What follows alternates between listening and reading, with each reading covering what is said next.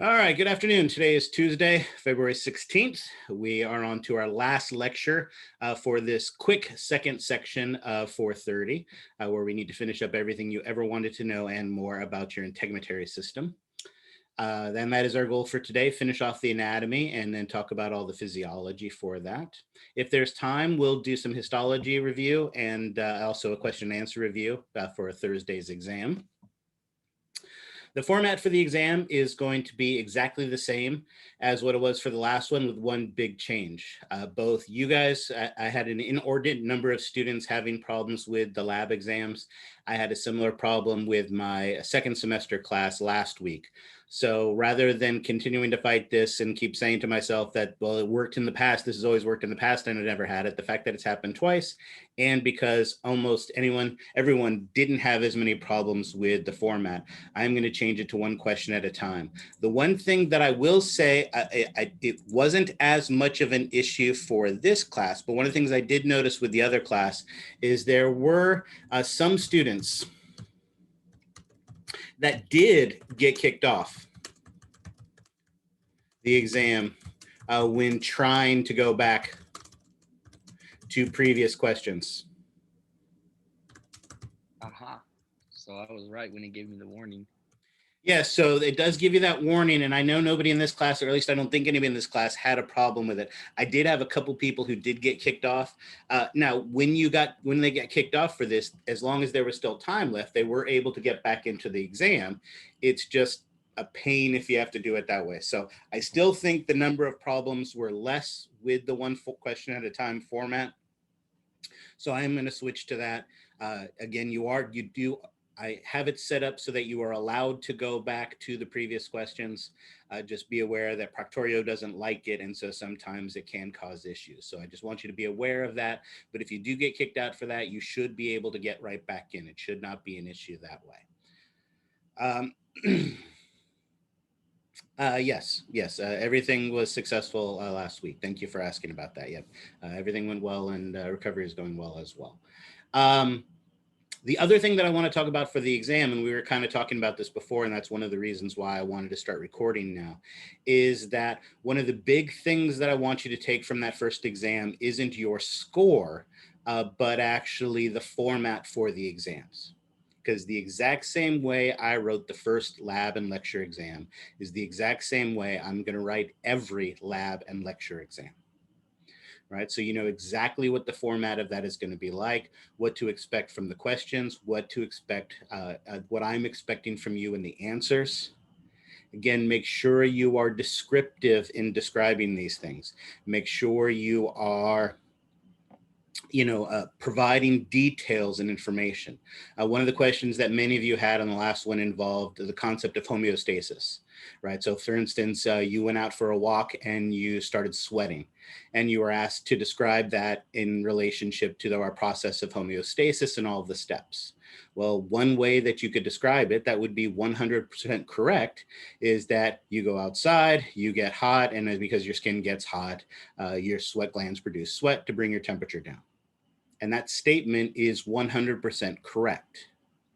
However, another statement that is 100% correct is that when exposed to the sun and walking vigorously, your body temperature increases, which is received by a sensory receptor in the skin that sends that information to your command center of your brain, where your brain then processes that information based on what it knows in its memory, makes a decision based on that information, and then sends a signal to the effector. In this case, the effector is the sweat gland in the skin, to produce sweat to alleviate the heat and bring the body back into balance. Both of those statements are 100% correct, but one of them has a lot more detail. One of them has a lot more specificity to it. Many questions will have multiple parts to it. And there are a lot of people who didn't answer all three parts. There may be three parts or three things that I'm looking for. Make sure you're answering all three of those parts.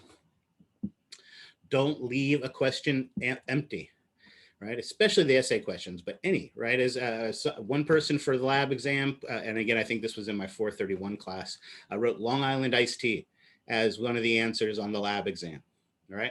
Now, Granted, that was not the correct answer, but it has more of a chance of being a correct answer than leaving it blank. If you leave a question blank, all you are doing is guaranteeing yourself with 100% certainty that you are getting 0 points on that. That is especially true for the essay questions. Yes, on the essay questions, if you know all the information, you're going to get all the points. But even if you just know some of the information, you can get some of the points. Right? So make sure you're taking the time and putting that into that. All right, so again, that last test, if you did well, great. If you didn't, that's okay too. Use it as a learning experience to help you to be successful moving forward to this next one. Of course, that's all we're doing on Thursday, just the exam. You have the nice long weekend. So again, I'm giving you 2 pre-labs, pre-lab 7 and 8. Again, not the reviews, the pre-labs that will be due on the beginning of class on Tuesday. The other thing that hopefully you figured out to this period of time is that it is important to be here in class to gain the information. I know it's a lot harder to go to YouTube and have to watch it dry like that. And it's much better to be here and be interactive. So hopefully you have learned that already. However, being here on Tuesday is going to be doubly important.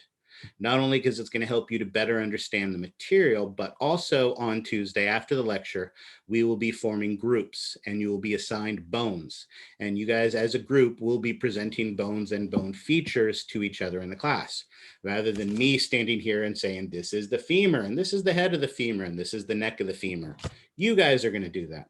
Now, obviously, you don't have bones at home that you can hold up, but I will be presenting you with some images that you are welcome to use from your textbook and your lab manual and atlas and things along those lines, or you can check the almighty Google and find your own pictures. But using pictures of the bones, you are going to be presenting as a group bones and bone features, sharing your screen and doing that. I'll be putting you into groups and we will be assigned those bones and bone features for that section. You'll use this group for 2 activities, one for the axial skeleton and one for the appendicular skeleton. So it is very important to be here on Tuesday. If you're not here on Tuesday, you are not going to be assigned to a group. And if you're not assigned to the group, you cannot complete the activity. And if you cannot complete the activity, you're getting 0 points for it. Now, I think it's only a 5-point activity each, so it's 10 points total. So again, it's not making or breaking anybody's grade. You're not being graded on your presentation skills or anything like that. It is completely low key. And we'll talk about that more when we get to it. But I do want to make sure you're aware that that's happening on Tuesday to make sure that you're here on Tuesday. All righty. Questions on any of that? All righty, excellent. With that in our pocket then, let's go ahead and pick up where we left off. Hold on, I need to do this first.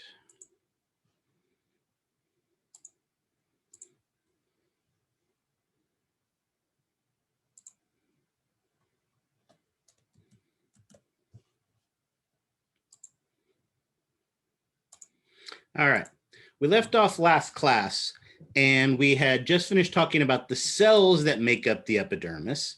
And we talked about how the epidermis is divided up into either 5 or 4 layers, depending on whether you are looking at thick skin or thin skin. As I also mentioned, typically when identifying these layers, we go from the deep up towards the superficial, because that's basically what happens to our skin cells. They are produced first here down at the basal surface. They migrate up to the top, the apical surface, where they then slough off and become the dust in your house. So when we talk about these layers and the cells that comprise them, we typically start from basal and work our way up. Now, we're going to look at all the pretty pictures and go through all the pretty words, but I think this is one of those things that helps if we draw it first. Now, one of the things that I want to point out is notice when we first look at the illustration, we see that there are major undulations between the dermis and the epidermis. To keep my picture simpler, I'm just going to draw it as a straight line because that will make it easier for us to do. So this down here is the dermis. Oops. And that's way too big.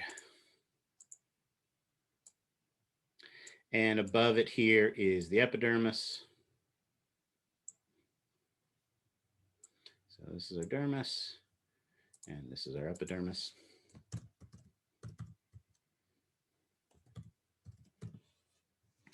And as we mentioned, there are 5 strata or 5 layers.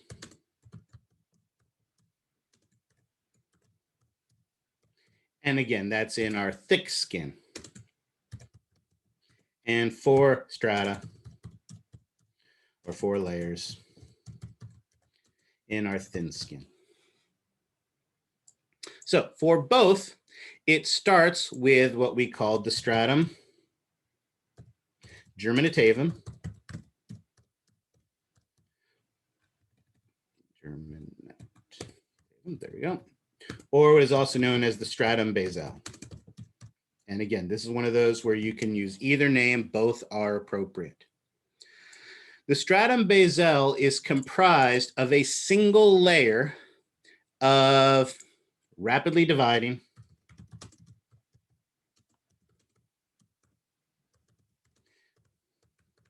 keratinocytes. These are unipotent stem cells. Remember, stem cells are cells that really don't have any other job except to divide. And so when they divide, they produce new cells and they're not doing anything else. So we have a single layer of cuboidal or columnar cells. So let's put a single layer.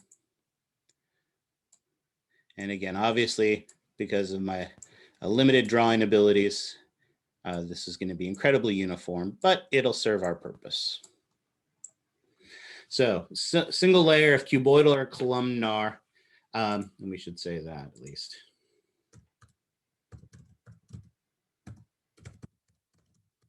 Columnar cells that are rapidly dividing. Remember, one of the things we know about epithelial cells is that they're avascular. So they get their blood supply indirectly. Of course, that blood supply is going to come from the large amount of capillaries that are here in the dermis. And so they're going to be able to diffuse the oxygen, the nutrients to our epithelial tissue. And these are the ones that are going to get the most of it. And as we talked about, dividing requires a tremendous amount of energy and resources. Go ahead, Sydney. Whether they're cuboidal or columnar, does that depend on location? It really has more to do with the fact that they're somewhat irregular in their shape. So Okay. they're somewhat irregular in their shape of these. So some are going to be a little taller. And it might be because they're in different stages of division. As we know, as a cell is dividing, it can elongate. So it might just be a function of that. Okay, but either is acceptable on both are really, yes, and that's really the key. As we look, remember, as we look at a stratified squamous, it's not what's at the bottom that matters, it's what's at the top. So these are going to start more cuboidal and columnar, and then they're going to flatten as they work their way up. All right. Now, this layer also is where we're going to have those Merkel discs. Yulia, you had a question?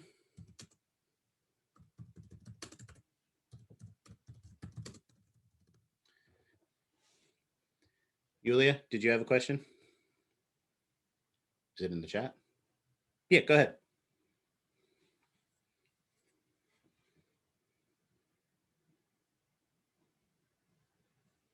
No, okay. Yep, sure. Just writing that's fine.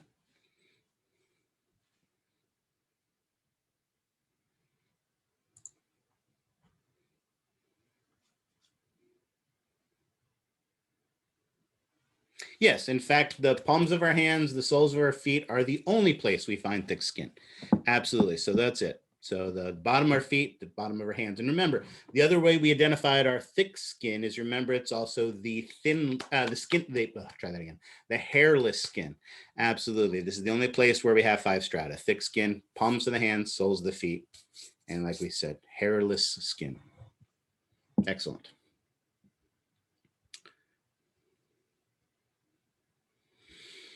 Yes, although we haven't talked about sebaceous glands yet, so we will talk about that when we get there. But absolutely, that is going to be one of the implications of that. Absolutely. So you're 100% correct.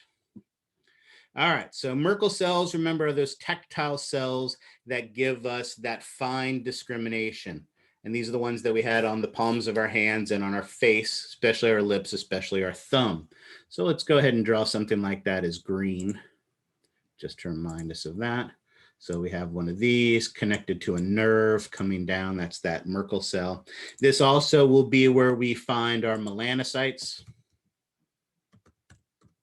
Remember, the melanocytes are darkly pigmented cells, or pardon me, the cells that make the pigmentation have those long processes that extend out to give that melanin to our keratinocytes. And so they need to be protected. So they're way down here at the bottom. And we could also find some of those dendritic cells. Although remember, those dendritic cells can migrate between the layers. So for that one, I'll go back to, I guess we'll have to use a different color. We'll use pink. And I'll just put a circle here. Oh, nope. A circle here. And then we'll put little dendrites coming off of it. Oops. Just to indicate that it's that spiky dendritic cell. But again, it can migrate through different regions, and it helps if I spell dendritic correctly. So let's cheat and get rid of that.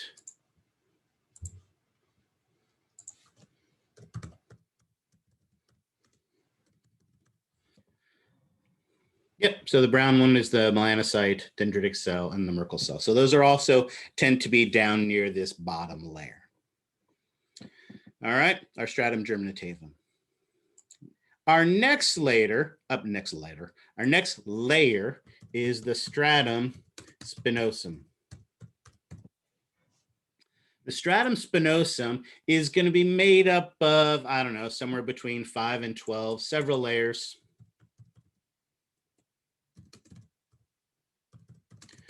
Of, again, more cuboidal, more columnar keratinocytes. Now, these are going to be further away from our, let's use dark red. These are further away from the blood vessels. They're not going to be as metabolically active.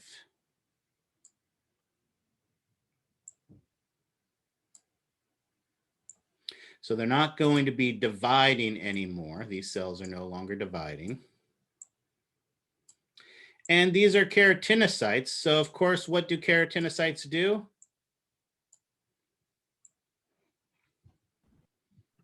They make keratin. They do make keratin, but they also make proteins. You're right. Being a keratinocyte, you would think they would make keratin, but it turns out they're not going to be making keratin right away. These cells are no longer dividing.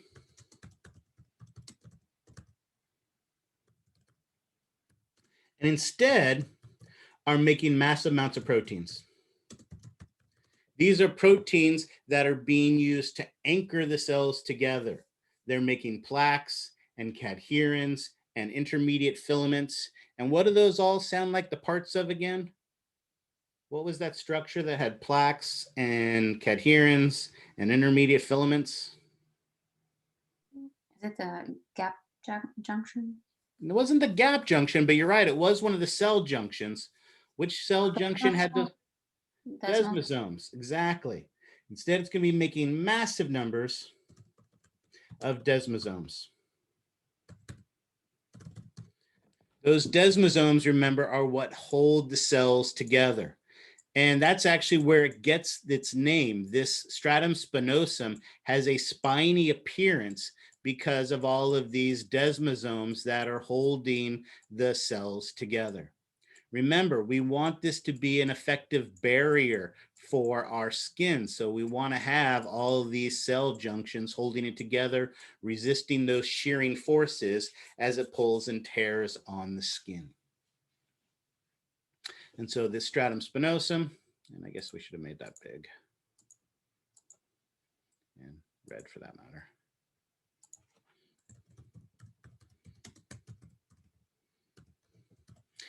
Is this spiny layer made up of these desmosomes. Yep, so the desmosomes are making the proteins and using those to hold themselves together, to anchor themselves to the cells that are around them. Absolutely. This is going to continue into our next layer, and our next layer will go blue. Whoops, no, hold on. I want that green, so here. Oh, that should have been red. Oh, well.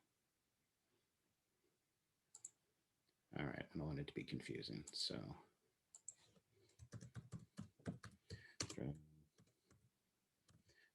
Some, okay. This one will make blue. Next is our stratum granulosum. At this point, what's happened is a couple of things. For starters, our keratinocytes have started to elongate and flatten. So now we have several layers of flat keratinocytes.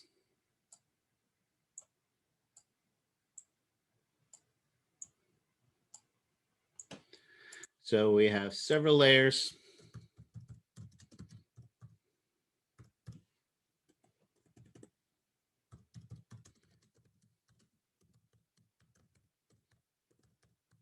Of these flat keratinocytes. And once again, there is going to be massive protein synthesis coming on. However, now this time is where we are making the keratohyalin granules and those lamellar granules. Remember, the keratohyalin granules are the ones that are going to make it tough and fibrous.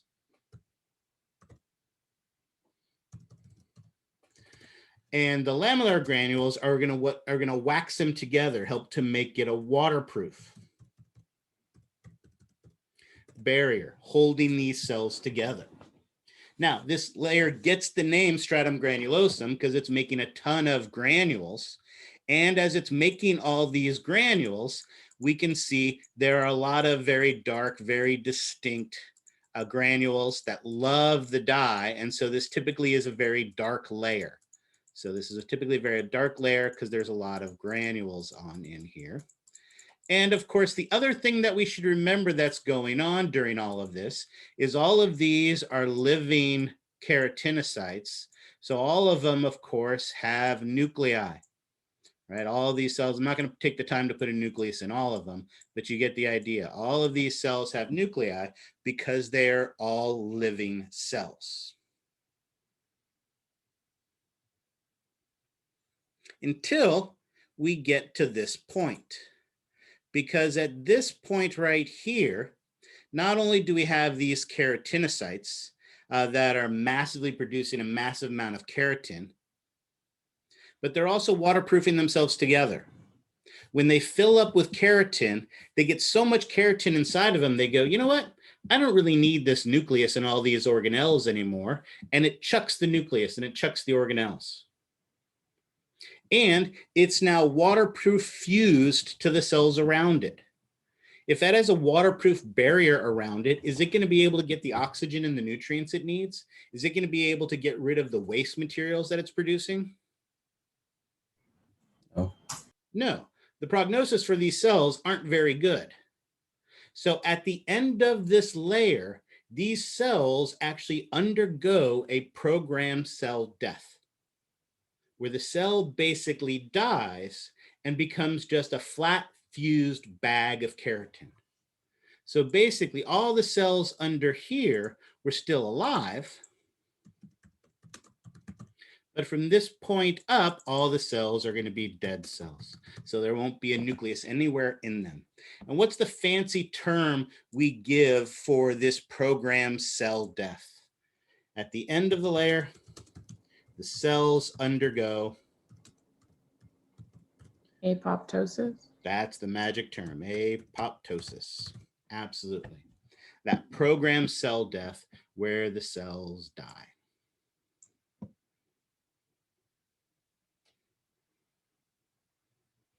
Yes, basically these cells become waterproof fused to stop water from coming in, but also to stop water from leaving as well. Absolutely. So this helps to produce a waterproof barrier, and that waterproof barrier does both. So limits our absorption of water and also limits our loss of water. All right, from here, again, all the cells from this point are dead cells. And let's use the purple. I like purple. This next layer, oh, I did it again. That's all right, that's fine. Oops, didn't even change the color. What I wanted to change color. What we have next then is basically these flattened layers of fused together dead cells. And again, I'm drawing these all very uniform because it's quick and easy. Of course, they're not this uniform. This layer is what is known as the stratum lucidum.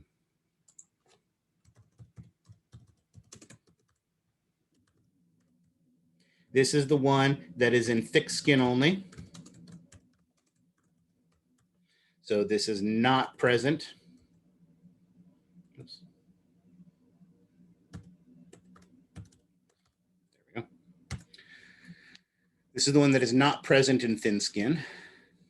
And it is just, right, 3 to 5 layers of dead flattened cells.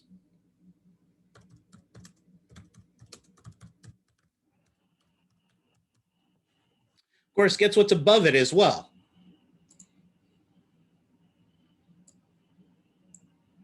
What do you think's above the stratum lucidum? Stratum. True, stratum corneum. And what do you think that's made up of? More dead cells. Yeah, exactly. And that's really one of the weird, interesting things about this. You're 100%, oops, no, hold on. I want that to be purple. Let's change that back to purple. Come here, make this orange, make this big. The stratum corneum is also layers of dead flattened cells. No nucleus, just dead cells flattened and fused together. There's really no difference between the anatomy of these. And certainly not any difference in the function of them. So why do we distinguish it? Honestly, I don't really know. But average 20 layers, but we'll talk about that in a second.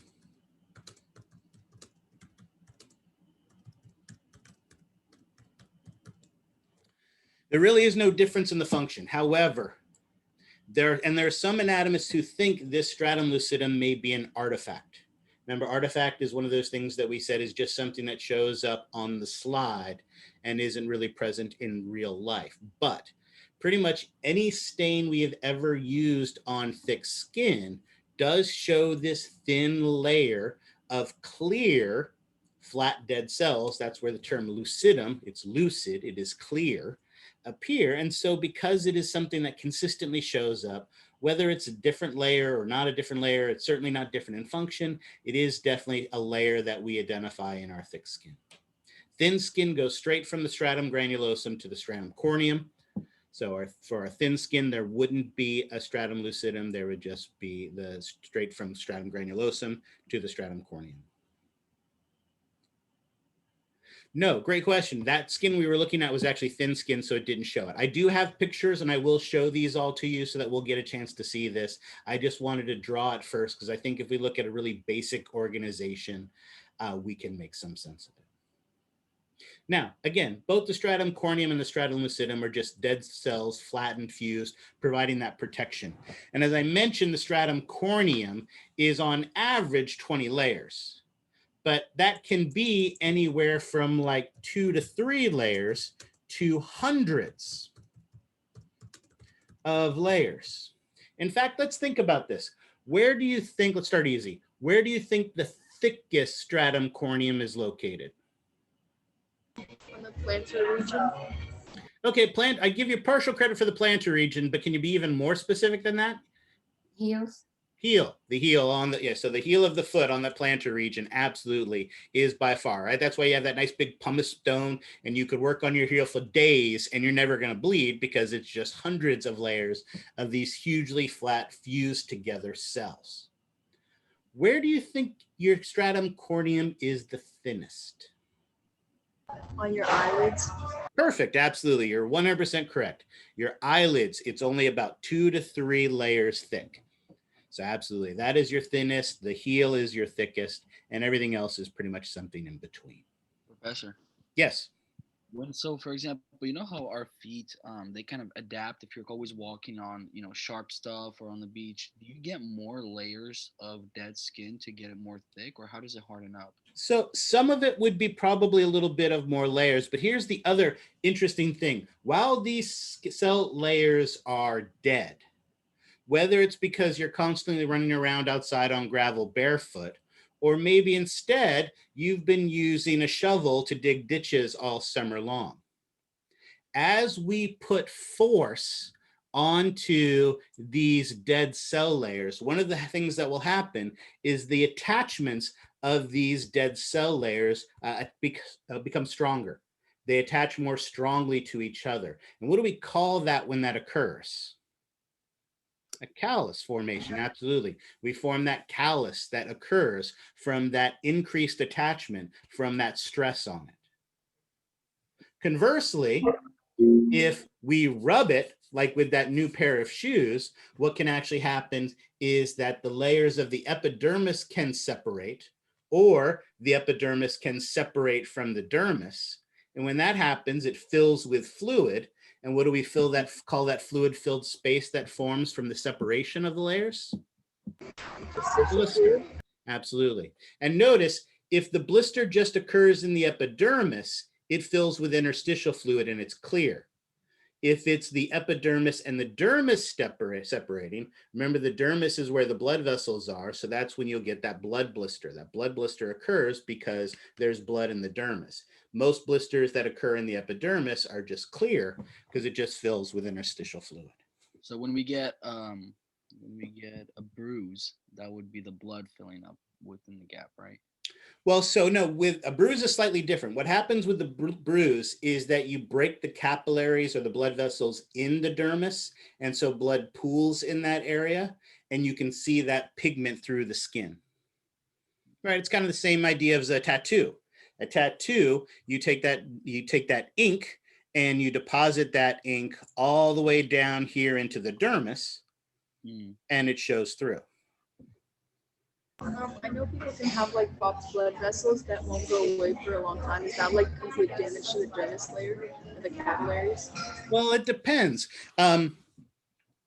Bruising can take some time for the blood to, once it pools in that area, for the phagocytes and things like that to break it down. If you have blood vessels that are up, those are things like varicose veins, for instance. Typically what happens with those is because of blood pressure, the valves inside those veins can become damaged, and so they tend to swell a little bit more, and so they can become more prominent and obvious. So again, these are things that are happening way down in the dermis. We can just see them through the epidermis of our skin. So we can see them from the surface, but they're not actually happening in the epidermis. They're happening below them. Yep. Awesome questions. All right. Very simplistic illustration here. Let's go through all the pretty pictures and all the pretty words to make sure we understand this. Oh, and hold on, before I do that, let's save this so that I don't forget to do that later. All right, excellent. So notice when we start down here on our deepest layer, this is our stratum basal, or the stratum germinativum. It's that single layer of keratinocytes. And again, notice here, let me use my highlighter. Notice that, again, whereas I drew mine in a straight line, normally there's major undulations between the dermis and the epidermis. Why do we want these undulations? Why don't we do that straight line like I have it drawn? What's the advantage of this?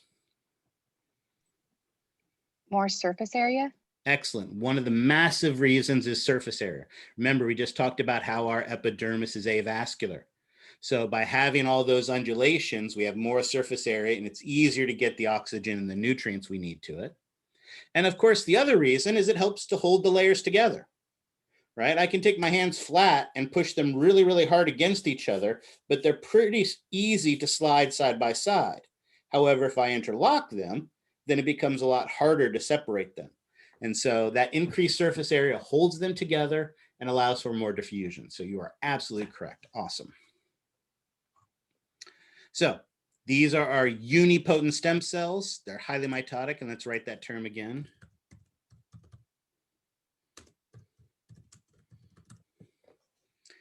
And like I said, these are where you will also find the melanocytes, the Langerhans or dendritic cells, and our Merkel cells. Now, notice, as we look at the epidermis, as I mentioned, you throw a dart and you're pretty much going to hit a keratinocyte. They make up 99% of the cells we see here. Technically, is it possible to see a dendritic cell or a Merkel cell under the microscope? Yes. Do I expect you to be able to do it? No. However, there is something I do want you to see, and that is this right here. Notice this previous picture. Let's go back. This is our thick skin. Notice all the keratinocytes, hundreds of layers there. So this probably is like a heel or foot region. Notice how close the apical surface is here. This is thin skin that we see here. Again, notice pretty much anywhere we point on this epidermis, we are going to see a keratinocyte. So this is a keratinocyte, and that is, and that is, and that is. These up here are, and even these are dead keratinocytes up here. But notice this.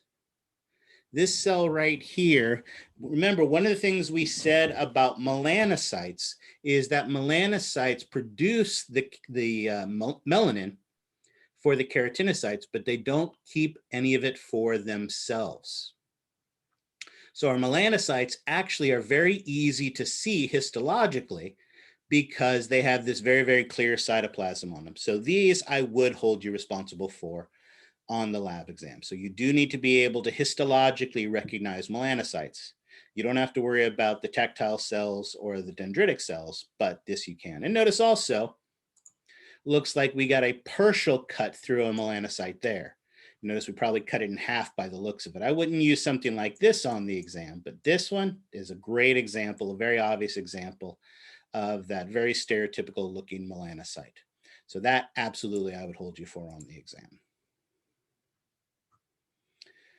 All right, as these cells divide, they push the cells above them up, and we get into the stratum spinosum. Again, these keratinocytes are no longer dividing, but what they are doing is making desmosomes, locking them together, helping to hold these cells together to form that barrier.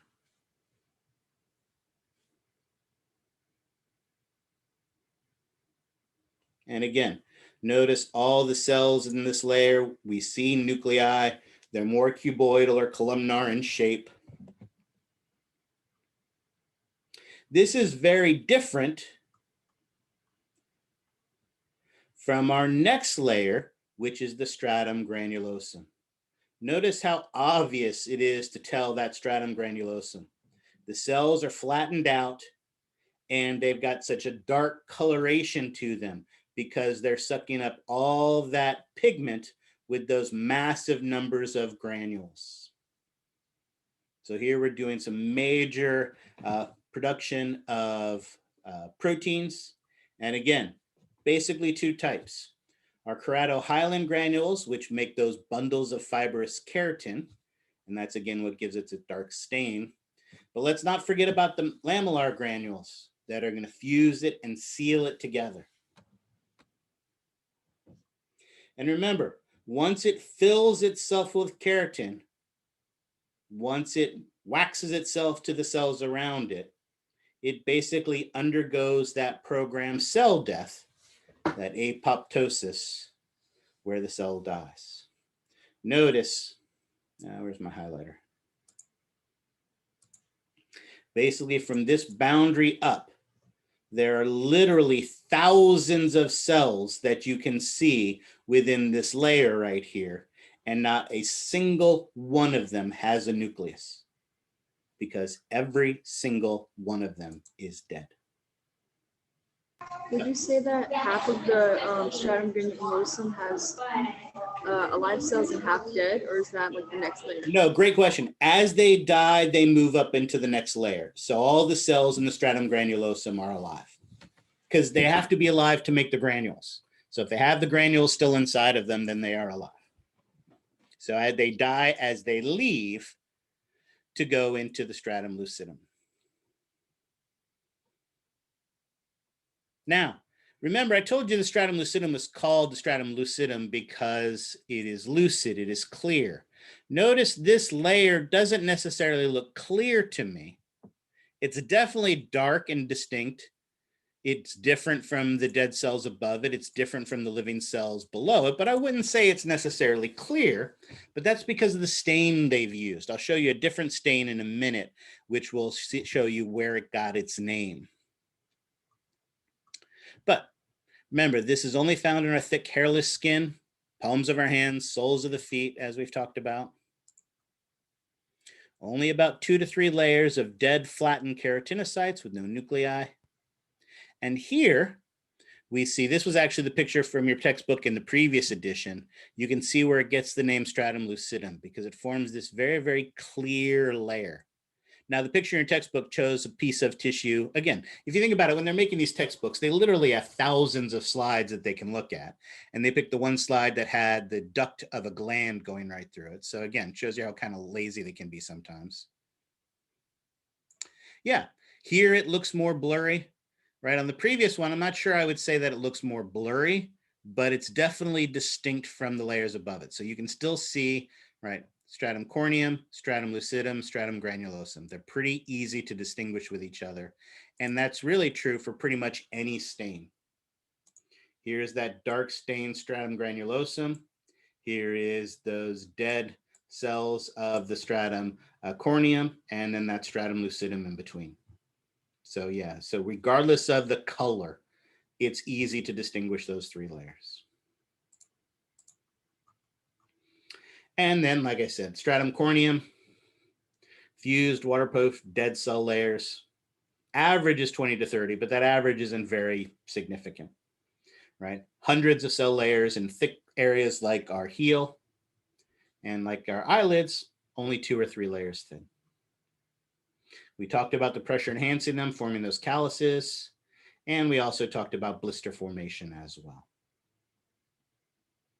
And if you don't like my illustration, here's a pretty picture from your textbook that does a nice job. Notice this picture does a good job of showing the desmosomes, giving them their spiny appearance, which is where it gets the name spinosum. Flattened, granule-filled granulosum, dead cell layers on top. And notice they've even given us a melanocyte, a tactile cell, and a dendritic cell in here. Now, let's talk timing. This process of going from a stem cell up to, wait, no, not that color. A stem cell up to the point that it sloughs off and leaves your body. The process of keratinization, filling with keratin, so if you think about it going basically from stem cell to the point of apoptosis, takes about 2 weeks. It can go as little as slow as 4, but takes typically about 2 weeks to fully fill with keratin and then die. Then it takes about another 2 weeks for it to slough off and leave. So notice you have a completely new epidermis about every 4 weeks. 4 to 6 weeks, you have a completely new epidermis. And again, you haven't thought of it in these terms, but you're totally aware of it because Mother's Day is right around the corner. And I'm sure like me, you like to show mom that you love her tremendously.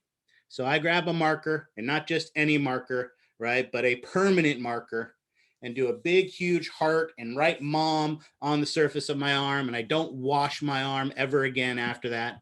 And that stays there forever because it's permanent, right? No, eventually after a couple weeks, that's going to slough off and be gone, especially as my shirts rub against it and things along those lines as well. Now, if you really want to let mom know that you love her, you've got to take that ink and you've got to go down and deposit it beneath the epidermis into the dermis, getting that tattoo to have it stay there for a longer period of time. Now, this 4 weeks for a completely new epidermis is an average. Obviously, if you've hurt yourself, if you've scraped your elbow or something along those lines, you don't want to necessarily wait a month for you to heal from that. Luckily, the skin cells can produce a hormone-like protein. This is not a hormone, but it is a protein that acts very much like a hormone called epidermal growth factor. And basically, when the skin is irritated,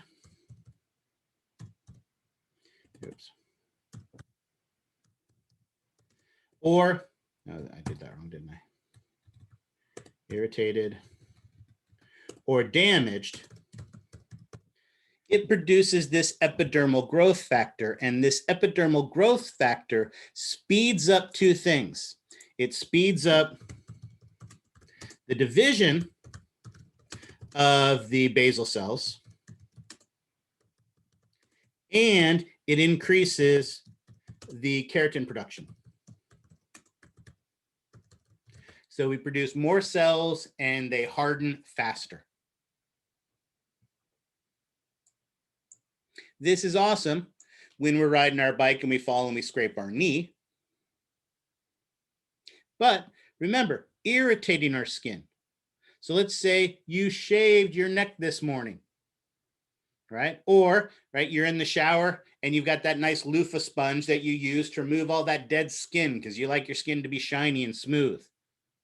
As you're rubbing that loofah over the surface of your skin, you're irritating your skin. Chemical peels, right? Hair removals. All of these things irritate the surface of the skin and make the skin grow back faster and harder. And this same epidermal growth factor increases hair production as well, which you haven't thought about in those terms, but you know it because once you started shaving, the more you shaved, the more often you had to shave. Because the more you shaved, the faster your hair grew back. Because the more you irritate your skin, the more you're producing epidermal growth factor, and the more both your skin and your hair grows back. We will actually talk about scar formation. It isn't the keratin in that phase. Scar formation actually occurs in the dermis, which again, if you think about it, if it's a really light abrasion where you just scrape the surface or you're scratching too hard, right, you don't end up typically getting scarring from that. Typically when you get scarring is when you bleed, when it involves the dermis. And in fact, at the end of class today, we'll actually talk about those healing processes. They're important to bring up in skin, but the two healing processes that we're going to talk about today in skin are basically how all of the tissues in our body heal. And so they're going to be important healing processes that we're going to use for the rest of 430 and 431.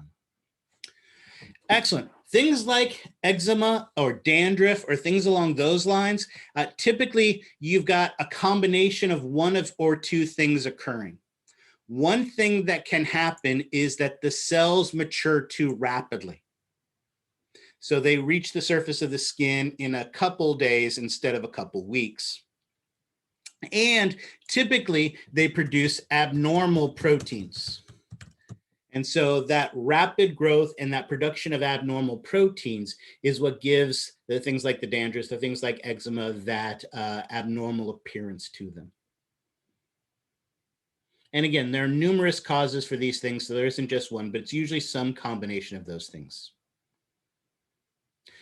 Great question. So more with the drying, constant washing of the hands and them getting dry is because we're removing the oils that maintain the integrity of those. And so that dry, hard skin becomes less pliant.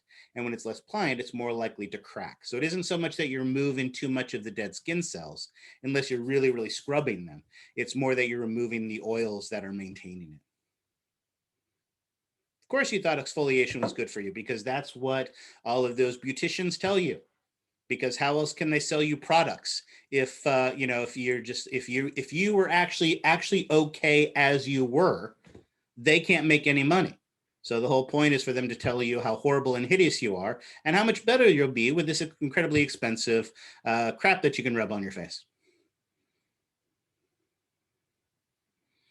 All right.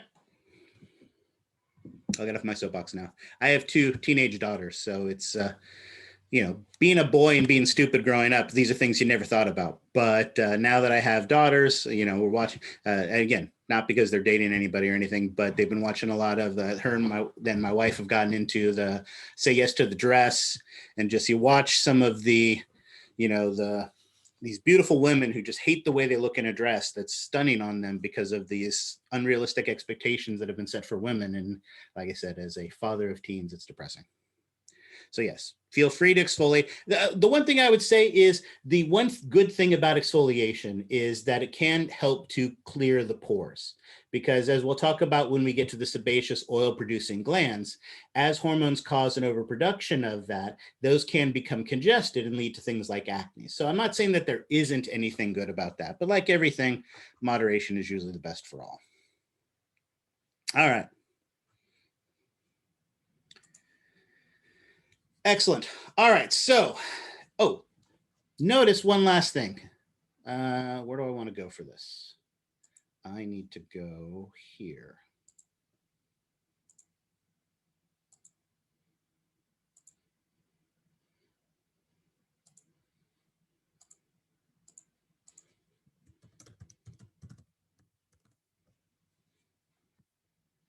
So we have now talked about the 5 sublayers of the layer that is the epidermis. The only problem with this is if you've hopefully, as you already have, looked at our skin model images, and let's see which one's better for this. This one's not bad.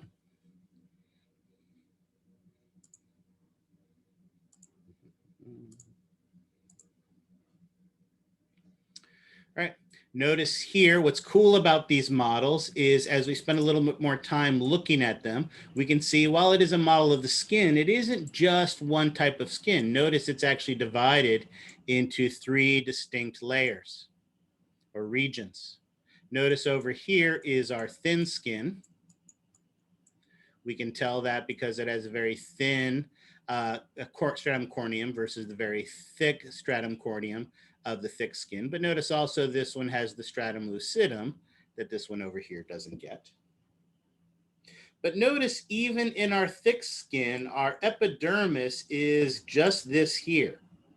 All of this down here, all of this down here, right, is our dermis. So if we can fit 5 sublayers into the epidermis, how many sublayers could we fit into this entire massive dermis? There you go, exactly. Leanna ruined my surprise. Yeah, it's only 2. So again, it looks scary, like it should be scary, but it's only 2. So it is absolutely only 2. So let's talk about those. And remember also, we said it isn't going to be just an artificial division either. It is based on the tissues that comprise it. So when we talk about the dermis and the 2, and again, let's be more specific here, 2 sublayers, right? The dermis is the layer. These are the sublayers that make it up. There are 2. The first, starting about making up only about 20%, there it is. Making up only about 20% of the dermis is the papillary layer. This is the layer that is comprised of the areolar connective tissue. Remember, this is our loose tissue with lots of space. And so that space can be filled with lots of stuff.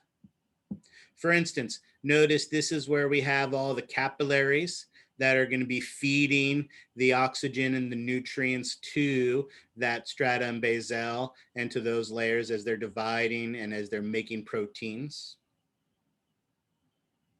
But there are also going to be some sensory structures in here. Notice, and we'll look at this on the model in just a second as well. Here is this, in one of these finger-like extensions, we have this special sensory structure. It is referred to as the Messner's corpuscle because, of course, good old Bob Messner was the first person who identified it and described it and planted his flag in.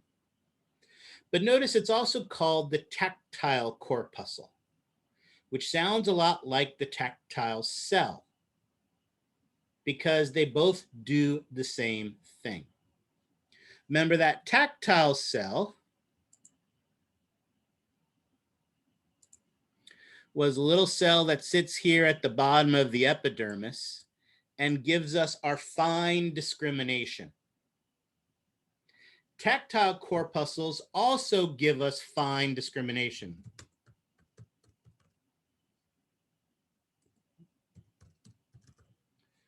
So then what's the difference? There are two. One difference is which layer of the skin they are in. The tactile cells are in the stratum basal of the epidermis, whereas the tactile corpuscles are in the papillary layer of the dermis. But the other difference is where these are located. These are primarily located in the large papillae. And these large papillae are found in the thick skin. So these are the ones we find on our palms of our hands. Remember, we have both tactile corpuscles, a lot of those, and tactile cells on the palm of our hands. And these are the ones that make the bottom of your feet so sensitive. Is that for the callus part of our feet, or like the part that tickles when somebody? All of it, the whole bottom, all the thick skin of the foot, absolutely. And again, yes, some people are more sensitive in the plantar region or the metatarsal region, right? But some people can be ticklish at their toes or their heels and things like that. These are all located on the bottom surface of our feet. So these are primarily found in our thick skin. These are not the only type of sensory structures. Now, this picture doesn't have one, but I'll show you on another image that does do a nice job of showing this. These are what we call free nerve endings. A free nerve ending, and I have to clear my drawing a little bit, so I've got a little bit more space to draw this. A free nerve ending is basically a nerve that comes up into one of these papillae, and basically it gives us more general touch sensations. Things like pain, tickle, itch, temperature. I know when we think of temperature, we don't think of that as a general sensation, but really our temperature receptors really don't measure temperature, right? And you kind of know that. If you're making a bath for yourself, if you take your finger and stick it in the bathtub, can you say, it is exactly 103 degrees Fahrenheit? Anybody able to do that precisely with their finger when they put that in? No, and all of us in elementary school, kindergarten maybe, if you didn't, then do this at home. 3 bowls of water, one with warm, not hot, warm water, one with ice water, and you put a hand in each of those. Leave them in there for about 3 minutes. Take them out and put them both into a bowl of room temperature water. And when you do that, what happens? Does that wasn't cold. Yeah, Oh. That room temperature water doesn't feel the same to both hands. The hand that went from the warm water to room temperature feels cold. The one that went from the cold water to the room temperature water feels warm. Right? If you've never done this, or if you've had kids at home, do this. It's a neat activity to do, right? We measure, from the warm water, we measure temperature changes. So if you were in a hot tub and I turned it up from 93 to 94, would you notice that change? What about 15 minutes later, I turned it up to 95? Would you notice the change? Maybe, eventually. Would you eventually? Or could I actually boil the water with you still in it? Honestly, you probably could. It's not a bad guess, but Leanna actually had it right. I can't actually boil the water with you in it. However, the reason for that is really interesting. We actually have 2 different types of temperature receptors. The free nerve endings will not notice the change. So if I turn it up slowly enough, you will not notice the change in temperature. But we have a second type of temperature receptor that is more of a pain receptor. So what happens is you're not going to notice the change, you're not going to notice the change, you're not going to notice the change. But as soon as you get to the point where it stimulates that pain receptor, your pain receptor is going to say, hey, it's too hot, and you're going to get out. But not everything has that second type of temperature receptor. I'm not encouraging anyone to do this at home, but you can actually put a frog in a basin of water, and if you turn the temperature up slowly enough, you can actually boil the water and he will never jump out. As long as you turn it up. Because they are cold-blooded? No, it's not because they're cold-blooded. It's because if you change the temperature slow enough, they never notice the change in temperature. They don't have that second pain temperature receptor. So if you every 15 minutes turned it up 1 degree, they would never notice that the change in temperature would be so subtle, you would never notice it, and you could actually boil the water with them in it. Dimitro, go ahead. You can boil the water with him in there, but are you gonna cook him without him realizing it, or he's just gonna Yeah, if you boil the water with him in there, he's becoming soup. Yes. Oh. Which again is why I'm not encouraging you to do this at home, right? Don't do this at home. But I'm just saying that in the theoretical thought experiment, it is something that could be done. I'm just not encouraging you to do it. So it doesn't have pain receptors at all? If you like. It does have pain receptors, but not pain associated with temperature in that way. Okay. So it can't notice. Threw me into, You know. if we put him right into a boiling thing, would he notice it then? Like Yes. Yeah, and if you turn the temperature up too quickly, he will notice the temperature change and he would jump out from that. So if you went from room temperature into hot water, he would notice that temperature change and he would try to get out. Absolutely.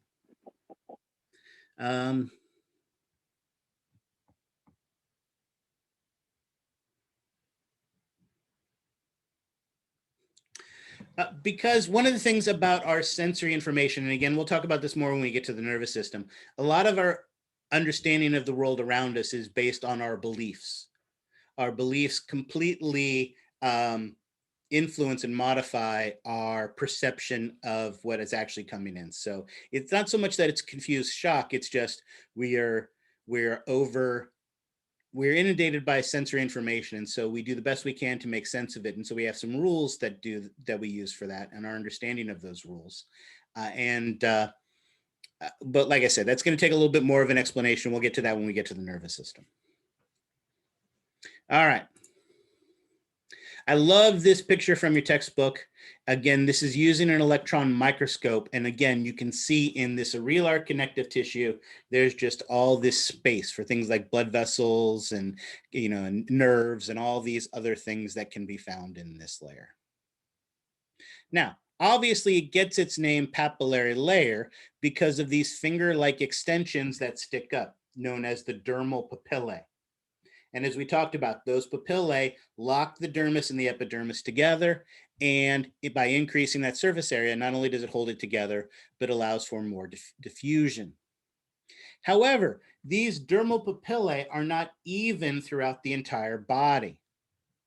In the areas where we have thick skin, these dermal papillae enhance, enlarge, and fuse together to form structures known as epidermal ridges, which most of you are familiar with now because you did your activity on fingerprints.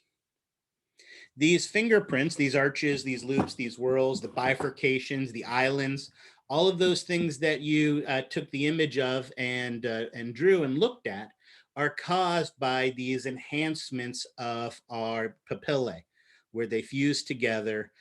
For what purpose? So that we can have CSI crime shows? Is that the whole reason we have these epidermal ridges?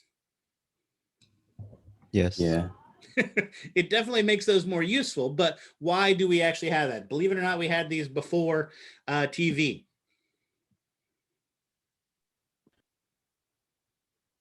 For grip. Yeah, exactly. It enhances grip, makes it easier to be able to grab things. And again, it's one of those things that I know you know, even though you don't know you know it. Because when you're sitting in that hot tub for half an hour while I'm trying to boil you while you're in there, when you're in there for half an hour, everybody complains about getting pruny. All right. However, do you truly get pruny everywhere? Do you get pruny on your forearm, on your face, on your chest? No. Where do you get pruny? Just fingers And then and your hands and toes. feet. Thick skin. That's where those ridges become enhanced. And there's one other really, really interesting things about these, right? So again, we think of them in terms of fingerprints, but your palm has it, your soles of your feet, your toes have it, all the thick skin. It is mostly genetically determined, not moist, mostly genetically determined, right? Characteristics tend to run in families, but they're not going to be identical. However, if you had identical twins, would they have identical fingerprints? No. No. So notice while I say it's mostly genetically determined, there is some other factor, some environmental factor that causes those differences. And what's really cool is that these actually form in utero. When you're developing, when those two twins are developing inside mom, one's more warm on one side than the other, or closer, or some chemical gradient, whatever it is, there are some subtle differences in the two sides of the uterus where they get different prints. Now, their prints are typically more similar than two non-identical siblings would be, but they're not identical. If you would burn your finger, would it be able to change your ridges and all the little characteristics of it? If I like permanently burn it? In the short term, sure. Again, you see like in, like Seven and movies and stuff like that, where people will use razors to cut down the ridges or things along those lines to eliminate them or remove them or alter them. But the problem is in most part because it's caused by the changes in the dermis underneath. The only way to truly modify them would be to damage and scar it enough that you were actually going down to the dermis and scarring it. But then, of course, that scar pattern would then be unique for it. So there really isn't any, you could change it with scarring, but you're still going to have something distinct and noticeable. This could be a little bit off topic, but could you possibly lose your fingertips, like the fingerprints? Yes. If you were to, for instance, you were cutting celery improperly or something like that, and you cut off the anterior portion of the finger, you would then, especially if it went all the way down to the dermis, it would be possible where it would then scar over. And so, yes, you wouldn't have these epidermal ridges anymore as a result of it, but you'd have a very distinct scar pattern on your finger as a result of that. All right, thank you. Yeah, again, genetics, organ transplants between with someone who is genetically identical to you would absolutely be something that you would have much less likely to be able to reject that. So absolutely. Dimitro, go ahead. Yeah, so there's absolutely no way that somebody can have everything identical on their fingerprints. Everybody's has unique in some way. There's like no way that somebody has identical fingerprints to somebody else. That is the theory. Now, as far as I know, nobody has actually tested every single person on the surface of the planet to be able to determine that. But the same way that they say no two snowflakes are alike, no two fingerprints are alike, right? I'm not going to go out there and test every single one to make for certain, but it seems like there's enough genetic variation and modification. If identical twins don't have identical fingerprints, then I think it's unlikely that someone else does. But it's like rolling dice, yeah. Right? If there's a 2 billion% chance, 1 in 2 billion, well, there's more than 2 billion people on the planet, so maybe, but I think it's highly unlikely. And it's even more unlikely that that person is living in the exact same city with you, right? Involved with the same people that you're involved in. So when they find your fingerprint, I don't think you're going to be able to use the excuse that there's somebody else with the exact same fingerprint as you as a valid defense. Mm-hmm.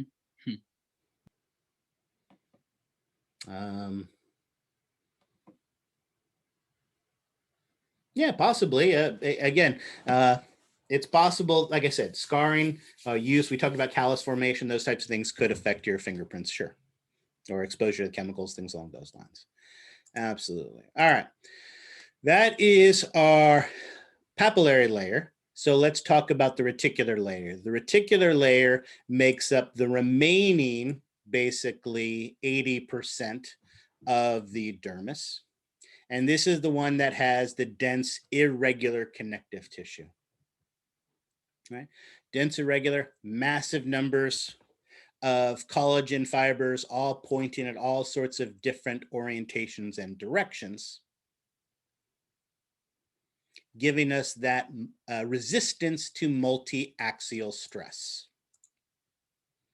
Right? There's elastic fibers that allow it to be stretched and to recoil. This is our hide, right? When you think of using that cow skin to make a pair of boots, right? Basically, you're using that dermis, that thick, hard, rough dermis for that. And that's basically what this is for us as well. This is our hide. Again, I'm not recommending you make a pair of boots of human skin, but it's the same concept. Now, while with those fibers, there's a lot less space in there, there are still some important things that you're going to find in here. The hair follicle, which of course is where the hair grows, is a structure that's going to be found in here. We are going to find most of our glands in this region, although some of them can start deep in the hypodermis, which remember is not a part of the skin, but can grow out from there. So most glands are going to be in the reticular layer, including the sebaceous ones that produce that oil-like sebum, and our sudoriferous ones that produce our sweat. There's also going to be some sensory structures here as well. Notice, let's go back a second. Green. Notice here is one of those Pacinian corpuscles we talked about, located in the papillae. Notice this would be an example of one of those free nerve endings where we just have a nerve that basically ends, providing us that temperature, that itch, that tickle, pain. But notice this structure down here, deep in the reticular layer. This is what is known as a lamellated or Pacinian corpuscle, because good old Bob Pacinian was the first one who identified this and planted his flag in it and took a picture with it. It's called a lamellated corpuscle because, as you can see in the illustration, it looks like an onion in that it is comprised of many, many layers of plasma membranes. So laminated layer, so it has these layers. And what happens is when these layers get squeezed, as they get squeezed and smush, we get our sensation of pressure. So if someone was grabbing your arm, or if you're grabbing a tennis ball, or the feel of the chair on your butt and on your back right now, that force, that pressure, it's the squeezing of these Pacinian corpuscles, these deep receptors, that give us that sensation of pressure. And then, of course, down here is also where we're going to find the larger nerves and the larger blood vessels.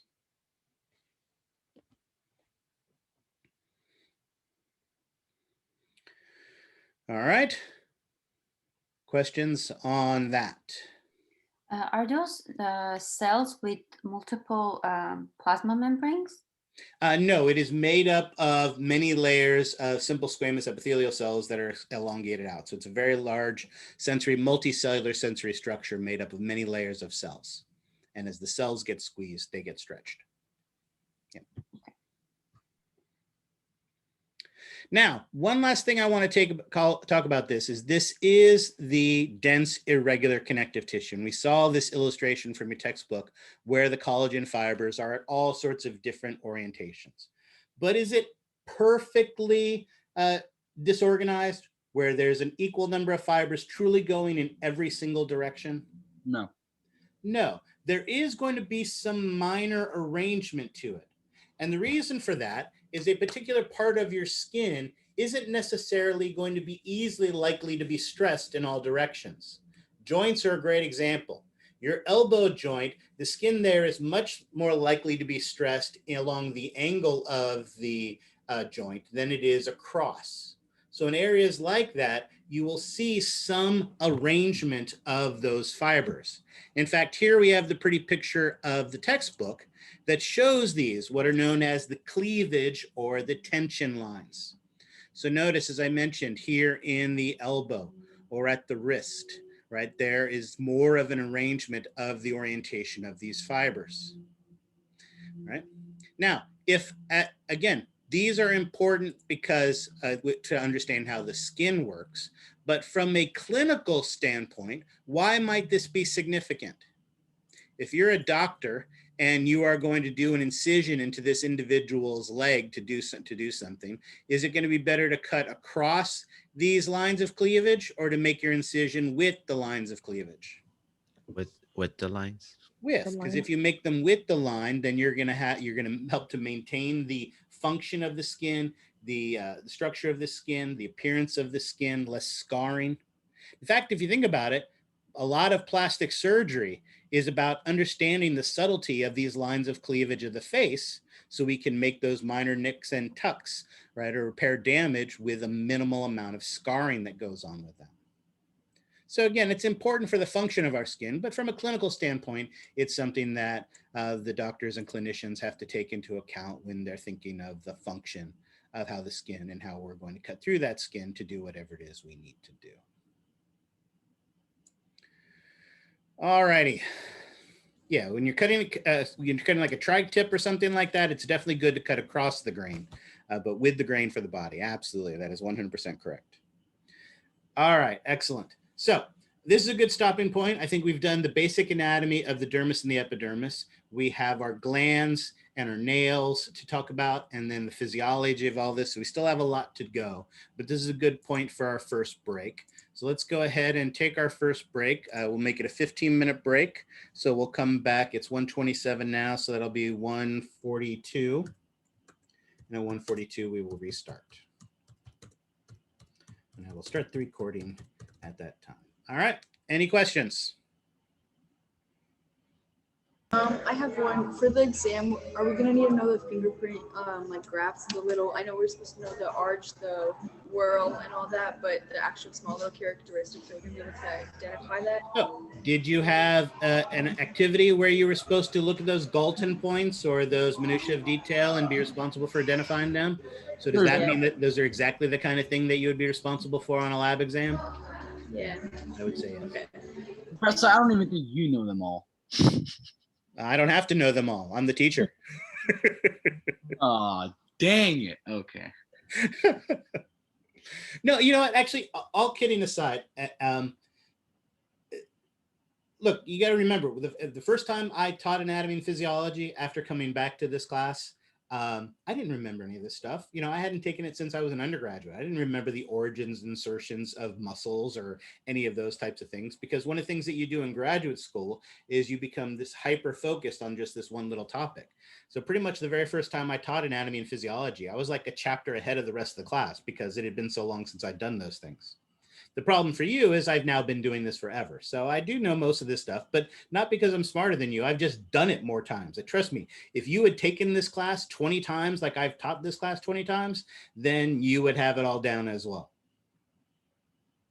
I got my PhD in neuroscience, studying the development of the visual system. So that was actually what I studied. So yeah. But so yes, so again, it's just, you're right. I don't necessarily know all of them, but I know all the ones that are going to be on the exam. So that does help. All right, I'll see you guys in 15 minutes.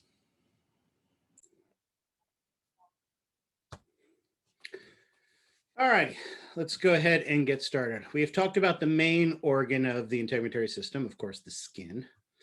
What we need to do now are talk about the other components, the accessory organs and structures that help in the function of the skin.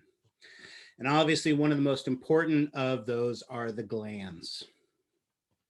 The first skin gland we're responsible for is the one that most people commonly and inaccurately refer to as our oil glands, which are in fact known as sebaceous glands. Now, of course, any gland we need to identify in this class forever, moving forward from this point in time, not only do we need to know the name of that gland, but we also need to know the substance it produces. We need to know its structural classification. And someone remind me again, how many possible structural classifications could there be? 8. True. Okay, true 8. But remember, none of the ones that we're going to be talking about in the skin are single-celled. So you've got the right idea. There are indeed 8 structural classifications, but technically there would only be 7 right answers for this for the skin because none of these skin glands are single-celled. So, but yeah, you're right. There's total of 8 total, but you know there's no way it's going to be single-celled. And we need to know the functional classification. And again, how many are the possible functional classifications are there going to be? Now, Arthur's technically correct in that there are 3, but what do we know about one of those types? Not for humans. One of those 3 types, remember, we don't find in humans. What was the 3rd structural classification that so far hasn't been confirmed in humans?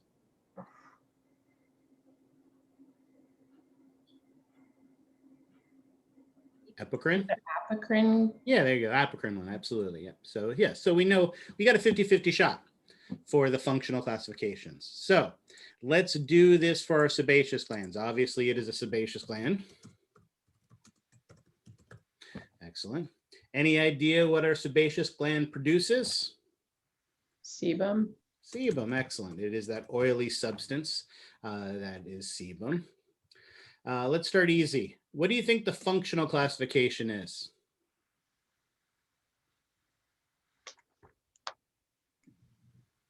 Merocrine. So we know there's merocrine and a holocrine, but remember this is producing a very thick, a very viscous, a very organic, oily substance. It's holocrine. So yep, it's going to use the holocrine mode of secretion where the total thing erupts, releasing all of its contents.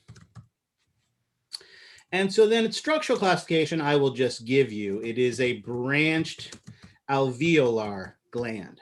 So with me providing you with that information, you explain to me what that means.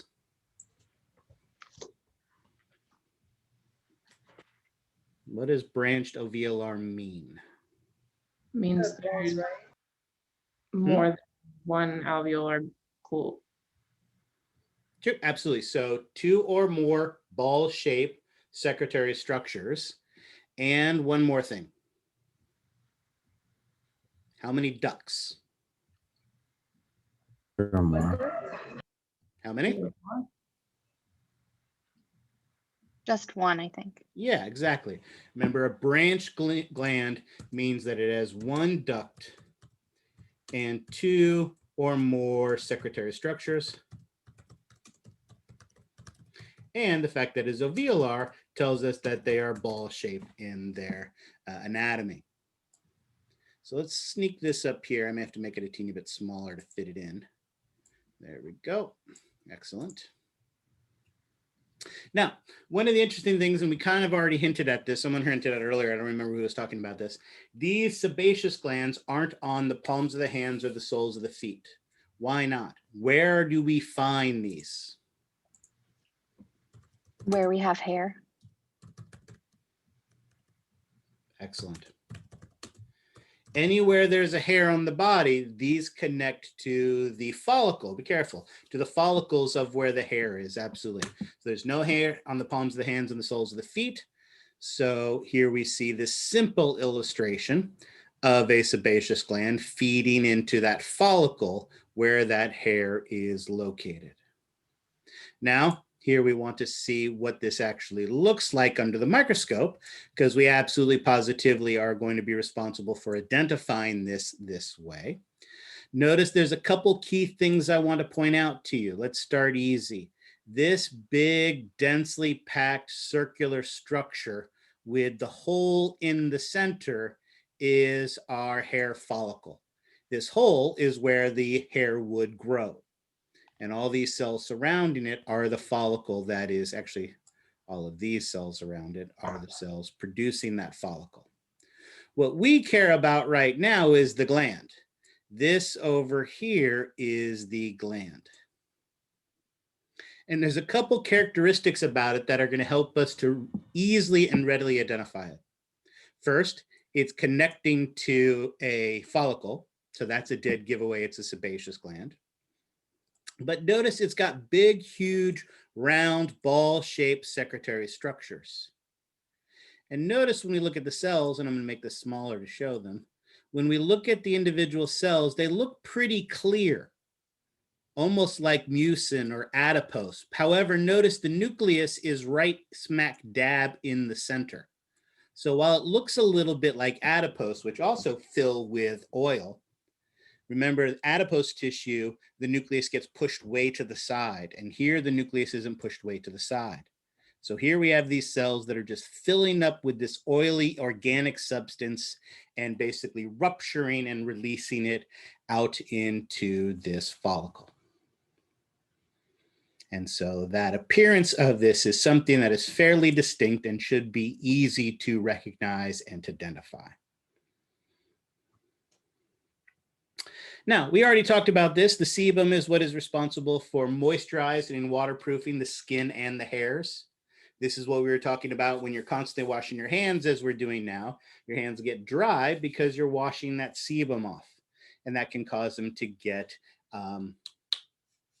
cracked, damage the integrity of your protection. Now, what's interesting is there is a minor antibacterial component to the sebum. Wouldn't we want it to be a major? Don't we want to remove all of the bacteria from our hand? Because as we know, bacteria is bad, right? No. No.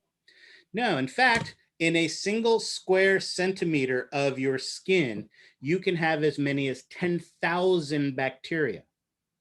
Now, I know when I say that, everyone who wants to go diving for their Purell, but that bacteria is actually what we call resident bacteria. Those are bacteria that are benign. They're not hurting us. All they're doing is happily living on our skin. And that's actually an important part of our defenses, because they don't hurt us. So if a harmful bacteria tries to come in and finds purchase on our skin, then the resident bacteria, because it's bigger and larger, can outcompete it for resources and stop it from landing and stop it from finding purchase. If you're constantly using antibacterial stuff on your hands, you're getting rid of that resident bacteria, and now all bacteria have an equal chance of being able to grow there. And so that's actually not a good thing. So this is minorly antibacterial to influence the bad bacteria, but we don't want to get rid of all bacteria. Production of this sebum is strongly controlled by hormones. When those hormones like puberty occur, we get those big, huge increases in androgens and estrogens and things along those lines. We get an overproduction of this sebum. And this duct, because again, we have these big, huge viscous secretions that are being released out a single duct. And if that single duct becomes blocked or congested, this stuff swells up in that space. It's warm, it's moist, it's got all this organic material, the perfect kind of stuff that makes a bacteria happy, and bacteria infect it, inflame that area, and that's typically what we call a pimple, or more commonly acne. All right, questions on that? All right, that's the easy one. Things get a little bit trickier from this point forward because, as we know, anatomists hate us. So let's talk about the next general class of glands. And that general class of glands are what are known as pseudoriferous glands.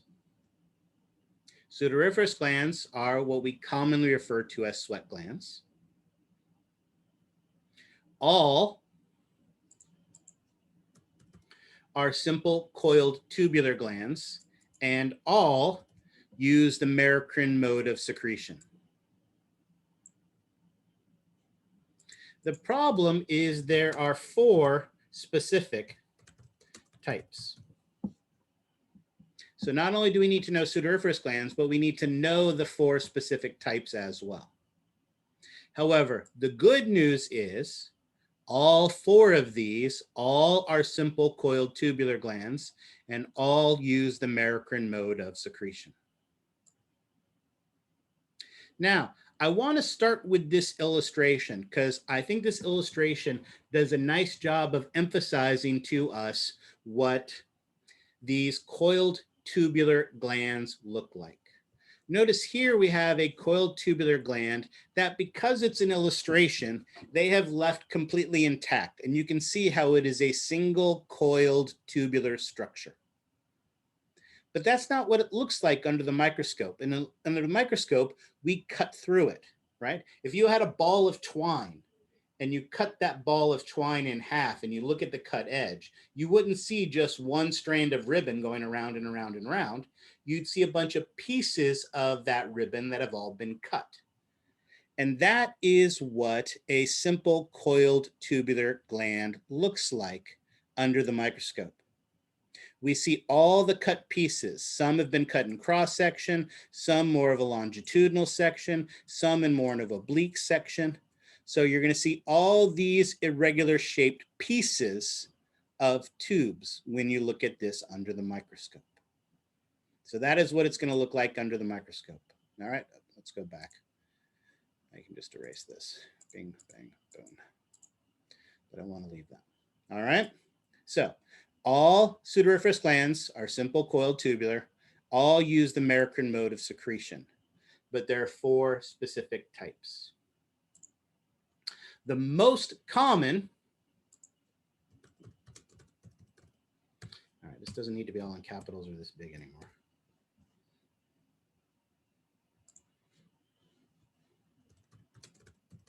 The most common is what is known as an Eccrine gland. Eccrine glands are sometimes referred to as Merocrine glands in some textbooks, but now you can see the problem with that. Obviously, it was called Merocrine because it uses the Merkel mode of secretion, but all Pseudo-Frisk glands use the Merkel mode of secretion. So this is not a good way of describing it. In fact, I wouldn't even say this here if it wasn't for the fact that some of your textbooks actually use this term or mention this term, because it's a horrible term to use. The appropriate term for these most common glands is the eccrine sweat glands. These are the ones that produce our watery sweat. And what part of the body sweats? What region of the bodies do you produce sweat? Axillary. Axillary. Anywhere else? Inguinal. Inguinal. Genital.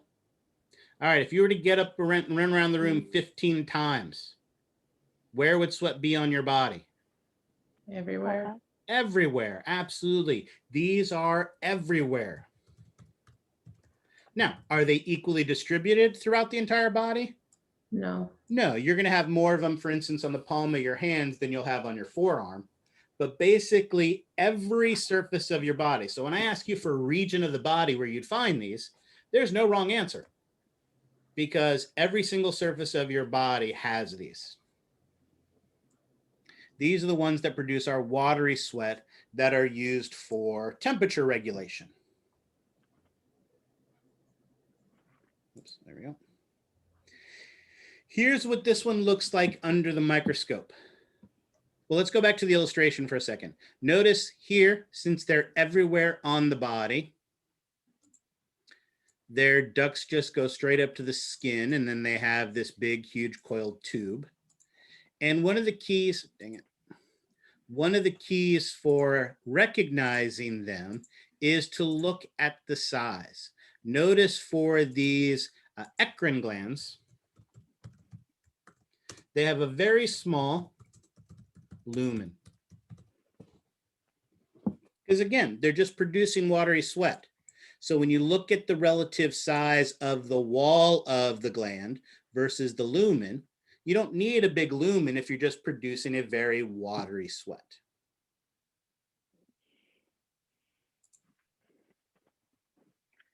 Now, in a controlled environment, like we're in now, because of quarantine, you're sitting on your couch for 20 hours a day in your temperature controlled house, not moving a whole heck of a lot. In those type of environments, you produce about a half a liter of sweat during the course of the day.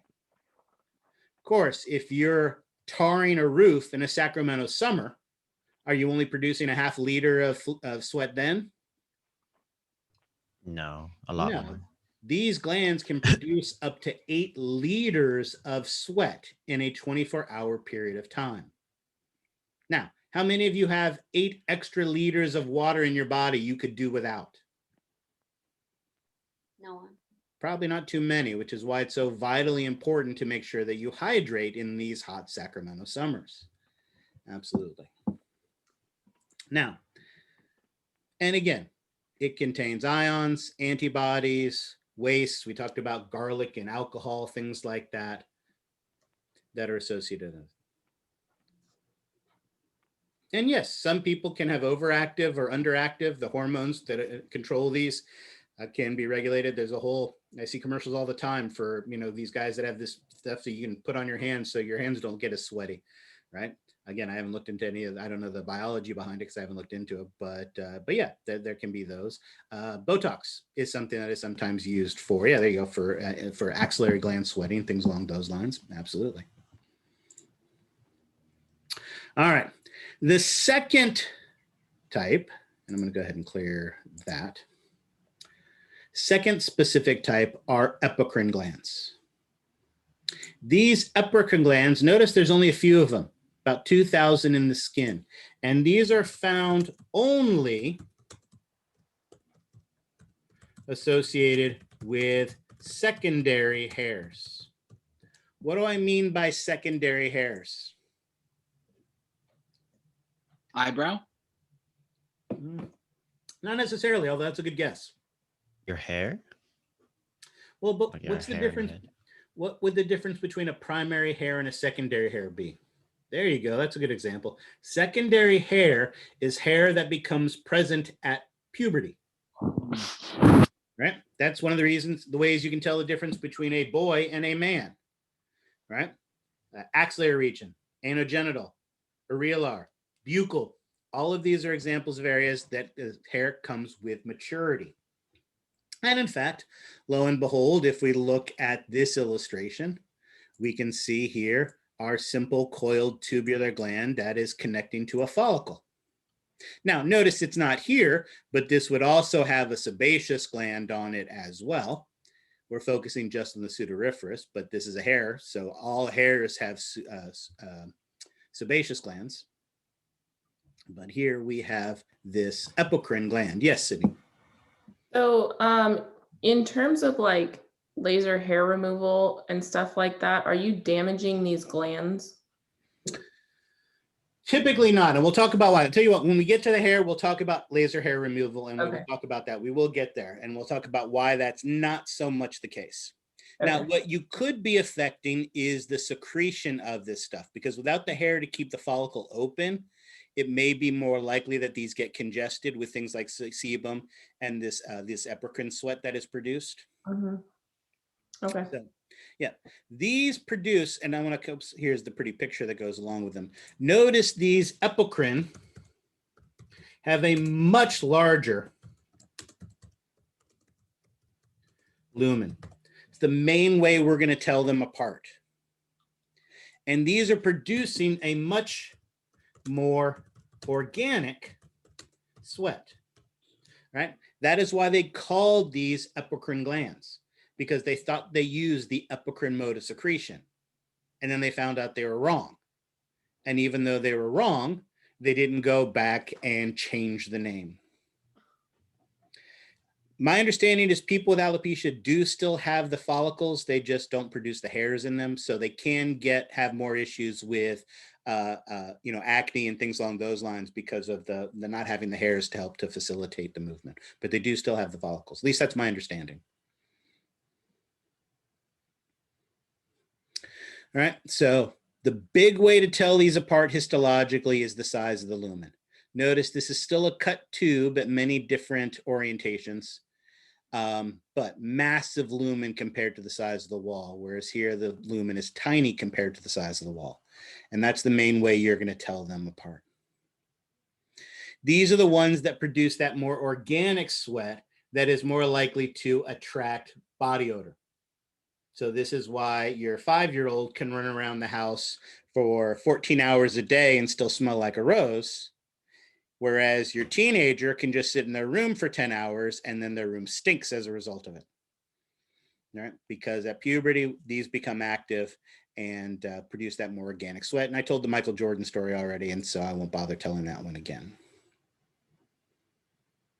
Again, even though they're named epicrine, there's still a specific type of pseudoreferous gland. So they're still simple coiled tubes. They still use the merocrine mode of secretion.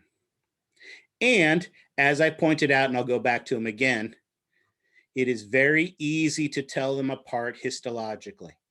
There's our eccrine, there's our epicrine. So those you will need to be able to recognize under a microscope histologically. Now, remember, I said there are 4 types of pseudoreferous glands. The last 2 are highly specialized. And so I'm not going to show them to you under a microscope, but you do need to know what they are and what they do. And the good news is you do know what they are and what they do. The first is a ceruminous gland. Ceruminous glands are very fancy sounding. It's fun to say. And they produce a substance called cerumen. But what is cerumen commonly known as? Anyone know? It's earwax. Exactly. Notice if we look at the picture. Here is actually a ceruminous gland. Notice it looks very much like an epicrine gland, which is why I'm not going to make you tell them apart, because histologically it looks almost identical to the epicrine gland. But because we can cheat and look at the pretty pictures, external auditory meatus is a fancy name for your ear hole, right? And of course, your elbow is the only thing that should go in your ear hole, right? And that's because here in our ear hole, these glands produce and release cerumen. Ceruminous glands are a modified sweat gland. Obviously, they're not producing sweat, they're producing cerumen. What is the function of that earwax? What does that cerumen do for us? Does it block out like outside germs or? Yeah, it helps to capture dust and debris, helps to stop that from going into your ear hole. Absolutely. Right. And in fact, it also has a minor insect repellent quality. Right. Now, I'm not saying the next time you go camping, all you have to do is rub earwax on your arms and the mosquitoes won't get you. But having that in your ears does help to deter bugs from crawling into your ear hole, which is definitely a good thing. There's lots of like stuff online about bugs crawling into people's ears.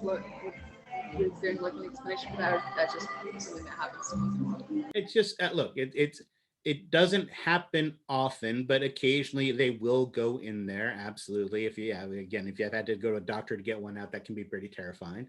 But it's not any different, really. Well, it's not any different from this morning. My wife found a lizard about yay big in our garage. Right, way in the back of the garage, nowhere near the door. So of course he scrambled behind some boxes, and we'll never see him again. So, she was terrified by that, because again, occasionally things like that happen. Those things are there, but for the most part, they're pretty harmless. And the same thing for a bug. Nobody wants to get a bug in their ear, but it's not going to cause major damage except for the trauma involved with it. Earwax production is again one of those things that can vary. Again, it's best to get it cleaned by a doctor. Don't get any of those scraper things you see on TV or ear candles or any of those things. If you really have problems with earwax, the best thing to do is in the shower, have warm water running into your ear, and that can help to moisten it and drain it out that way. But you don't want it just pounding into your eardrum, because you could damage it that way as well. And absolutely positively do not put anything into your ear hole, right? The only thing that should go in there is your elbow. Yeah, there's some drops that can break it down too. Exactly. There you go. Exactly. Like Yulia's husband. Go get your tires rotated and your oil changed, and right, your nose wax removed and all that kind of fun stuff. All right, excellent. The fourth and final type of pseudoreferous gland are the mammary glands. Mammary glands are also a modified sweat gland, meaning they're simple coiled tubes, meaning they use the merocrine mode of secretion. And of course, what do the mammary glands produce? Milk. Milk. There you go. Located in the thoracic region. Excellent. So All milk right. modified sweat? No, the glands are a simple coiled tubular gland that use the Merocrine mode of secretion. So they're similar to, they fall into the category of Pseudo-Frisk glands because they use that, but it's not, it's not sweat. It's not milk that is being, I mean, it's not modified sweat. It's just a modified sweat gland that it's a gland that is similar and characterized in the same way that sweat glands are, but obviously it's specialized to produce milk. I don't know. Milk when it gets warm and old gets pretty smelly. I think that would be worse than body oil being covered with dried up milk. I think that'd be pretty gross. All right, excellent. Now let's talk about a hair. Hair starts from cells that are located down a single layer of cells that divide rapidly. And as they are produced, they push the cells above them up. They fill with keratin to the point that they die, and then they finally, at the end, are released from the body. But you think about it, it sounds exactly how skin grows. Exactly. We'll talk about the laser hair remover as well. Absolutely. This is how a hair grows. Hair basically grows in the exact same way that our skin grows. Now, a hair needs a base to grow from, and that base is known as the follicle. Now, when we talk about hairs, I am a hair specialist, as you can tell. You can say I am truly a hair specialist. See, all of you guys with thousands of hairs, you don't even think about it. When you only have 3 hairs, you put a lot of thought and effort into them and really taking really good care of them. So trust me, I am a hair specialist. When we talk about the hair basically has 3 distinct regions to them. Of course, all of our thin skin has hair. The thick skin is the exception to that. The first region is what we call the bulb. The bulb is this smaller part right here, down here. It's the enlarged part. And there are 2 key criteria to our hair bulb.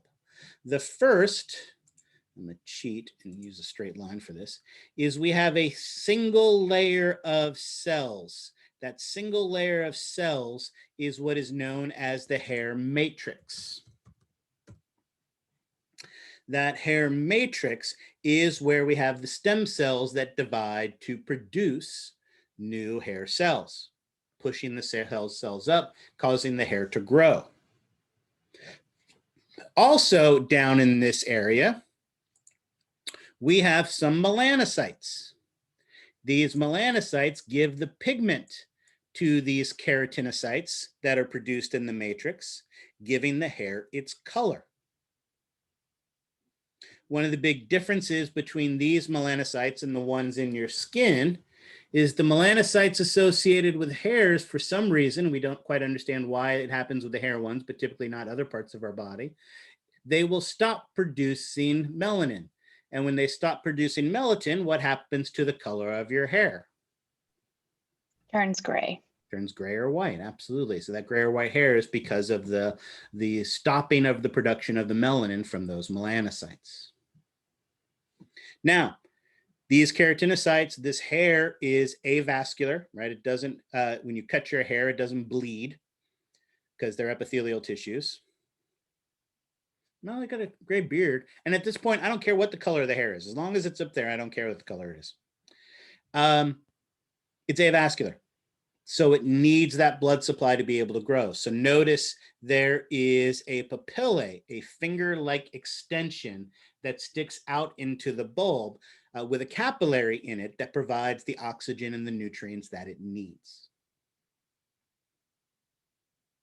Now, the rest of the hair is basically divided into 2 regions. One of the things, actually, I'm going to cheat. Let's do this. Before we get to that, there is an organization we need to talk about that is something that is very, very common throughout the body, and we'll use these terms a lot. Often, when we talk about the body, it has 2 distinct layers to it. Right? It's got a chewy nougat center and a candy-coated outer shell. When we have this type of organization, the inside is called the medulla. and the outside is called the cortex. We're going to see this organization in a lot of places. And our hair has this as well. It has a medulla and a cortex. But the other thing that the hair has, and again, you haven't thought of it in these terms, but I know you're aware of it, is the hair has a very coarse, a very rough, very heavily keratinized outer layer. And that heavily keratinized outer layer is what is known as the, anyone know? I know you know. Is it the hair shaft? Not the hair shaft, it's the cuticle. That heavily keratinized outer layer is what is known as the cuticle. All right. The reason I mention this here, and we'll come back to this in a second, is because what happens is it doesn't start heavily keratinized. At first, the keratin is kind of light as it is growing up, and then the keratin becomes very complete and intact. And that's how we distinguish the root from the shaft. The root is the part where the keratin, that cuticle, is forming, whereas the shaft is the part where that cuticle is complete. Now notice your textbook here has put this artificial line right here in the center to show us where that might be. Are we going to be able to perfectly be able to distinguish this on an exam? No, and since we want to distinguish it on an exam, I will make it simple for you. What I'm going to do is, if obviously the hair is out of the follicle, then that is the part where it's definitely complete. So that we will consider the shaft. And the part that is contained within the skin, we'll just call, even though it's a little bit of a simplification, we'll call that the root.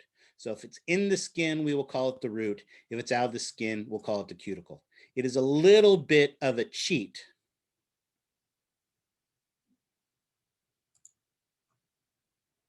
But it'll work. All right. Yes, we have a cuticle on our hair, on our nails as well.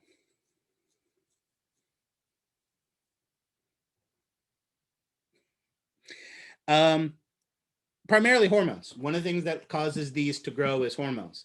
And so the variations in hormones can affect things like our skin, our nails, our hair. All of those types of things are things that can be affected by the changes in hormones from giving birth or being pregnant. All right, so here we go. 3 distinct regions to the hair. We have the bulb, we have the root, we have the shaft, and we're simplifying that a little bit. But as I've already kind of hinted at, the hair has layers. The innermost layer, as I mentioned, is the medulla, surrounded by the cortex, and then that cuticle. Notice, and I love this picture, and of course, anytime I say I love this picture, you should always assume that something could easily be on the lab exam.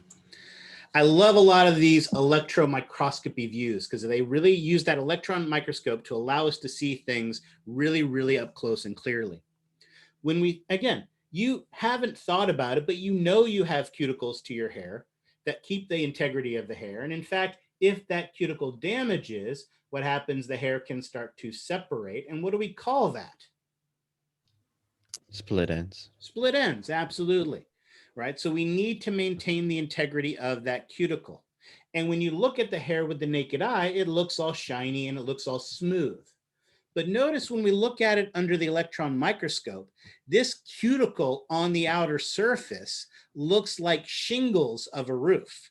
That's what it always kind of reminds me of. We have layer upon layer upon layer upon layer of these overlapping thick layers of keratin, maintaining the integrity of our hair.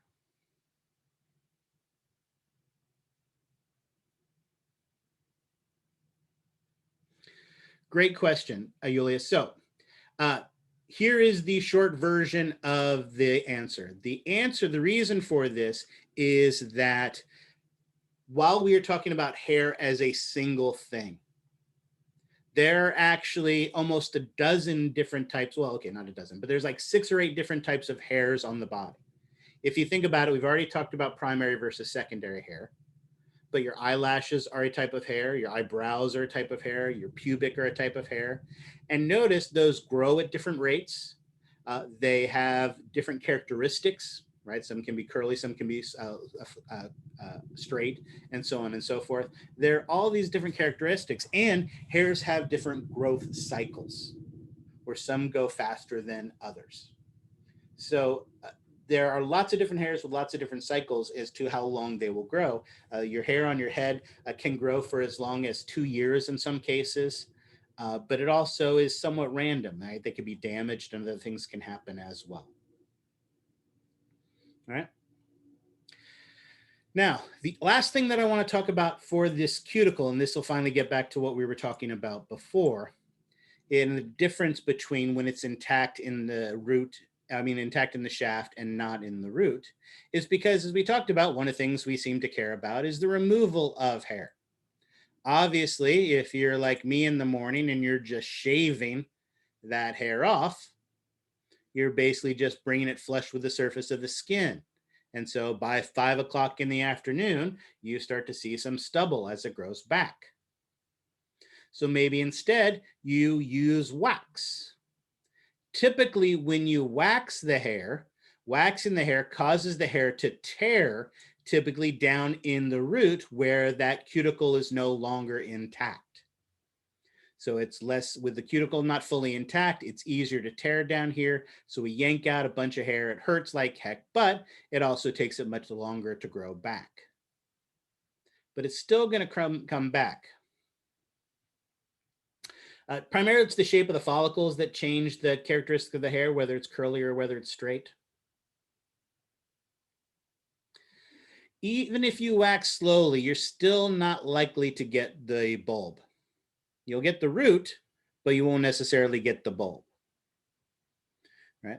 And even if you get most of the bulb, remember there's that single layer of cells located down here, that matrix, where it's going to grow. And as long as that matrix is intact, this hair is going to grow back. And that's what the laser hair removal does. The goal of that laser hair removal is to use that laser to penetrate down and destroy that matrix. If you destroy that matrix, that hair isn't going to grow anymore. Now they do this with lasers. Does anybody know how they used to do this before? What was the process of hair removal before laser? Anybody know? With a very thin needle, I think. A process called electrolysis. Electrolysis is a process where, again, you take a needle, you insert that needle into the follicle, you produce an electrical signal that basically ablates, destroys those cells, and you go one hair follicle at a time. Look at your arm. Count how many hairs are on your forearm. It is an incredibly slow, incredibly painful process, right? All the things we do for beauty, right? As long as we look beautiful, as long as I don't have that horrible hair on my forearm, then everything's going to be okay in the world. So it's worth sitting there in 4 hours in a chair just so they can do a 5-inch square space of my forearm and remove the hairs from there. So yeah, brutal process that they would do in trying to remove those. Absolutely. Yes, so notice this matrix is an area where cells grow rapidly, the rapid division. Chemotherapy targets cells that are rapidly dividing. That's the goal. Cancer cells are rapidly dividing, we destroy those. But because it gets into our body and throughout our system, it also affects the hair follicles. So the hair follicles die as well. And then it's not uncommon when the hair grows back for the follicle shape to change. And so, yeah, you may have had wavy hair before, but now after chemo, you have curly, or vice versa. All right. Now, again, they don't use the needles for the laser. The laser is a different process. Sure. Anytime you're damaging, absolutely. And you could potentially be damaging that. So let me answer the first question first. Anytime you're taking that type of laser and ablating through the cells of the skin, there is a chance you could be damaging the DNA. The laser is permanent if it completely removes the entire matrix. If the matrix grows back, or if even a little bit of it is left, it eventually will grow back and a hair will eventually grow out of it, but it can take a much longer period of time for that to occur, months in some cases before that can occur. And if it's damaged enough, it won't come back at all. Hair plugs basically is the exact opposite. What they do is typically, because again, even someone who doesn't have a lot of hair like me has hair on the back of their head. So often when you got that male pattern baldness, they have the back of the head. So basically what they do is they cut out the skin, a big strip of skin from the back of the hair that has these hair follicles in it. They cut these hair follicles out, and then they implant these hair follicles into the different regions of the hair, the skin, so that new hairs can grow from that region. So basically it's just a hair transplant, essentially, is what those plugs are. Or just grow your hair out. That's okay too. All right, fun with that. So we talked about the 3 layers to our hair. What we need to talk about now is the 3.5 layers to our follicle that surround it. Notice we don't just want a hair sticking out of the middle of our skin, because that would be an opening to the outside world to get in. So not only do we need to maintain the hair, give the hair space to grow, but we need to maintain the integrity of our skin as well. And that's the function of our follicle. Our follicle has 3.5 layers to it. So notice as we look at it from this illustration, we can see the first layer where it's almost the same kind of thing as the epidermis. We have a very thick, dense cellular layer that extends down the entire length of the follicle and around. However, where we can best see these layers is if we take a cross section. If we take a cross section of the hair and the follicle, what we see is something that looks like this. Notice as we count our way out, we have our medulla at the center. We have our cortex around that, and then our cuticle around that. Those are the 3 parts of the hair. Then we have the 3 layers of our follicle. We have the 2 epithelial layers that are very, very cell dense. The one that is closest towards the center is the internal epithelial root sheath, and it is surrounded by the external epithelial root sheath. These very cell dense layers form the protection around the hair, maintaining the integrity of our skin. But being epithelial cells, they're still avascular, and so they need to be maintained. And so to maintain them, not surprisingly, we have a connective tissue that surrounds them, known as the connective tissue or dermal root sheath. Oops. And I not so subtly said 3.5 layers, because I want you to notice one last thing. Remember I said that all epithelial tissues are held to the tissues underneath by a basement membrane. And that basement membrane, being a really good glue, shouldn't stick out. But I also told you there was one place where you might see that glue. Here in our hair follicle, we can often, not always, but often see that basement membrane, a clear, thin layer of acellular material that is known as the glassy membrane. So this glassy membrane is essentially a fancy basement membrane. Right? Or remember, we also use the term basal lamina. That holds the epithelial tissues to the connective tissue underneath it. Now notice And let's cheat. Ooh, for this, I have to go back.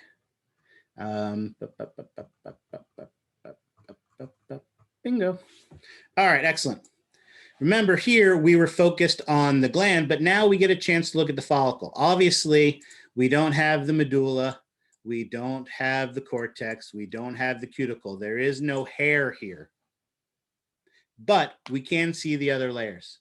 Notice this fuzzy part. Let's go back and change it, make it a little bit lighter.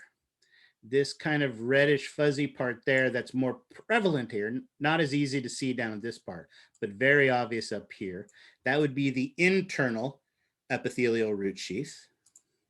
This part up here would be the external epithelial root sheath.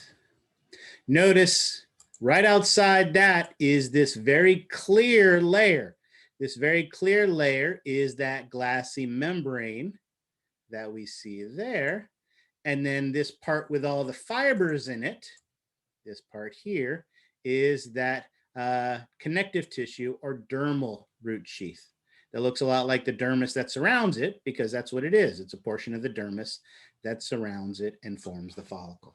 So there we see the 4 layers of our follicle that surround the hair. And notice, this is obviously something you're going to be responsible for histologically, but we'll also look at this stuff on the models as well.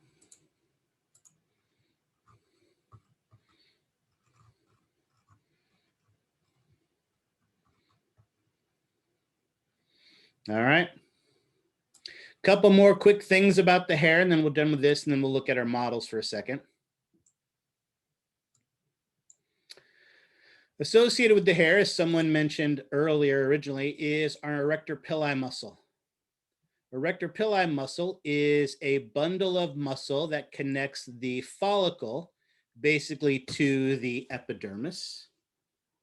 Any idea what type of muscle this might be? What type of muscle tissue? Okay, it's not cardiac muscle, because cardiac muscle is in the heart. So that means it's either skeletal or smooth. Which one is it? Smooth. Smooth, right? Skeletal muscle is what you voluntarily control, right? Can I look at the hairs of my arm and go, rise, and they all stand up as a result of that? No, it's smooth muscle. It isn't something that we control. But why is it there? What is the function of that erectile pili muscle?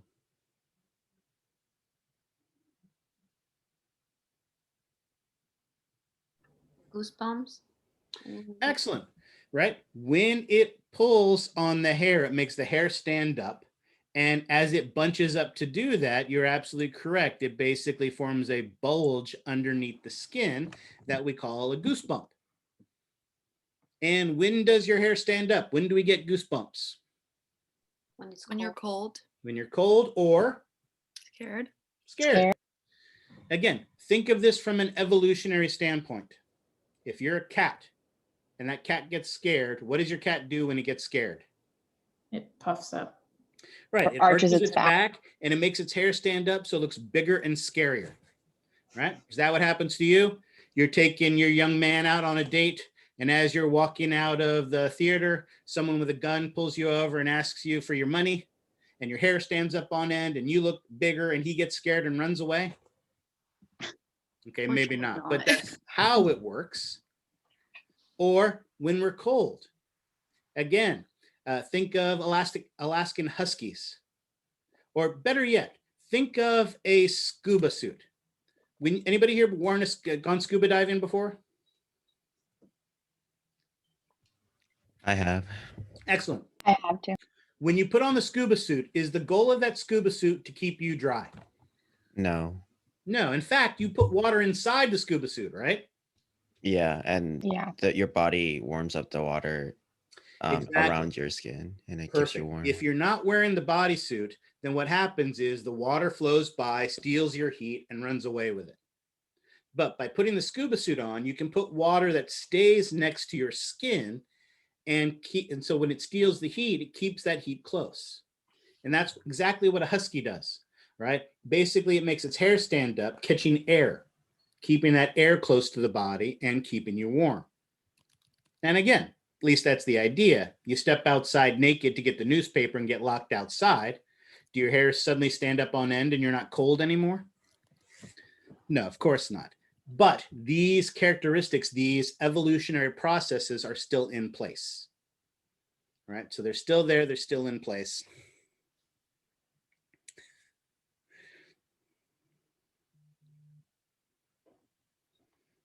What is Gollum?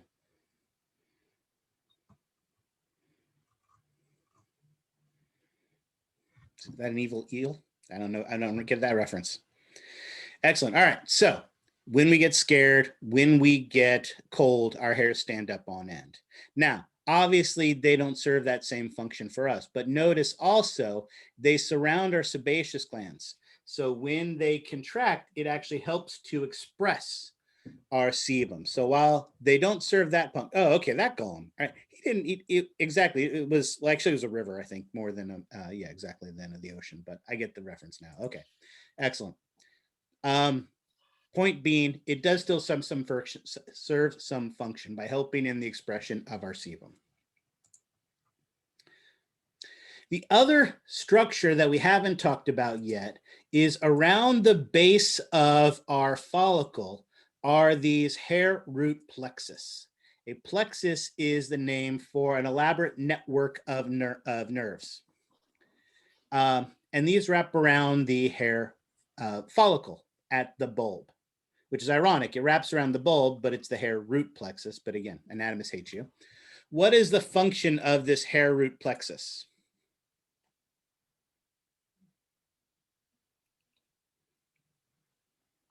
Well, let's do it this way.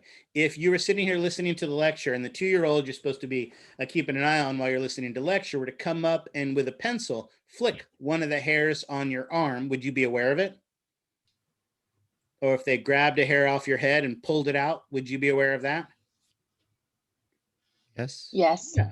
So that movement of the hair is what our hair root plexus tells us, right? If a fly were to come and land on your arm, you would be aware of it because the feeling of the movement of the hair from that tiny fly landing on your arm. All right. Now, before we go on, let's go back to these. There are 2 models in the classroom that I guarantee you are going to be on the exam. And now we can spend a little bit quicker time talking about these and seeing all of the important things that are on here. Remember, as I talked about before, this really divides the skin into 3 distinct regions. Here we have our thick skin, like we talked about. And then obviously all of this over here is thin skin. So notice our thick skin does not have any of the hairs. But notice the epidermal ridges are more pronounced. I mean, the dermal papillae are more pronounced, forming epidermal ridges. Notice we have those, Messner's corpuscles or tactile corpuscles, giving us that perception of fine discrimination and touch. You could argue this is a free nerve ending. Here is our merocrine, right? Our eccrine Pseudo-Frisk gland producing that watery sweat. And notice we even have a pressure sensor, one of those Pacinian corpuscles. This skin over here is our thin skin, and this over here would be something like, for instance, on your scalp. Notice we have hairs, and those hairs have sebaceous glands on them. We have Eccrine glands, because Eccrine glands are everywhere. We can see a little of the hair and a little of the follicle and a little of the bulb, but we'll see the other one that is better, erector pili muscle and all those types of things. But notice this thin skin here is actually from the axillary region. Notice it has everything that the scalp has, in that it has sebaceous glands and erector pili muscles and hairs and eccrine glands.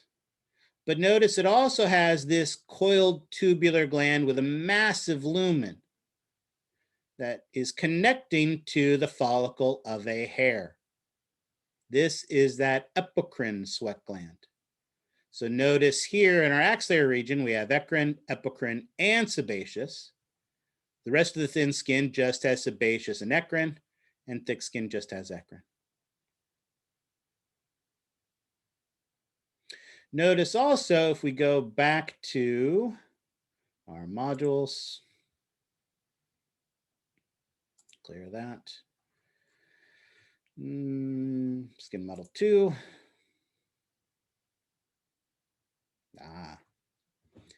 Notice also thick skin and thin skin, also 3 divisions. Our thick skin, eccrine sweat gland, right? Mesner's corpuscle, free nerve ending, Pacinian corpuscle, right? Papillary layer with the papillae. Notice here's another hair with an epicrine sweat gland. So this is the axillary region. And what I really love about this, and again, warning bells should always go off when you hear that. Notice this does a beautiful job of showing all of the layers associated with the hair. Notice here in white, we have the medulla. Then we have the cortex, and then we have the cuticle. Yes, the cuticle should not be intact this far down, but it's what it's representing. So those are the 3 layers to the hair. Then we have the internal epithelial root sheath, the external epithelial root sheath, the glassy membrane, and then the dermal or connective tissue root sheath. So notice all those layers of the hair and the follicle are shown really, really nicely on this image. Aravik, you had a question? Yes, so those apocrine sweat glands, do we always have them, but they just start functioning after maturity, or? Yes. Yeah, it is the hormones produced at puberty that start them to start to become active. Yes. Okay, thank you. Yep. So again, these models, I guarantee are going to be part of the lab exam. They do an excellent job of showing a lot of this stuff. So not only are you responsible for this stuff histologically, but you are also responsible for this stuff from the models and any other obvious model that, again, or other illustration or anything else that I find along the way. That works. And then all of these slides are on the modules, right? Yes, those 2 are specifically on the modules. And again, remember that Cerumenous River site, they have a lot of the same models and charts that we do. So that's another great place to look for those things as well. But sometimes they're lacking some of the stuff. We have more resources than they are. So that's why those particular models I've posted, because those weren't on the Cerumenous site. Yeah, I was also looking at the Yale histology thing that you have on the modules thing, and it lacks a little bit of information as well. Like, well, again, it is excellent. It is amazing. But again, it's not something that I made for this class. It's something I found. Many of the resources that you see on there are things that I found or students have found over the past year that I've added to that site. So if you find a really good histology site, by all means, pass it on, and I'll pass it on to the classes as well. But there's a lot of really good stuff, a lot of really good detail on there. So, but is it perfect? No, none of these sites are perfect. So that's why you want to have as many resources as possible.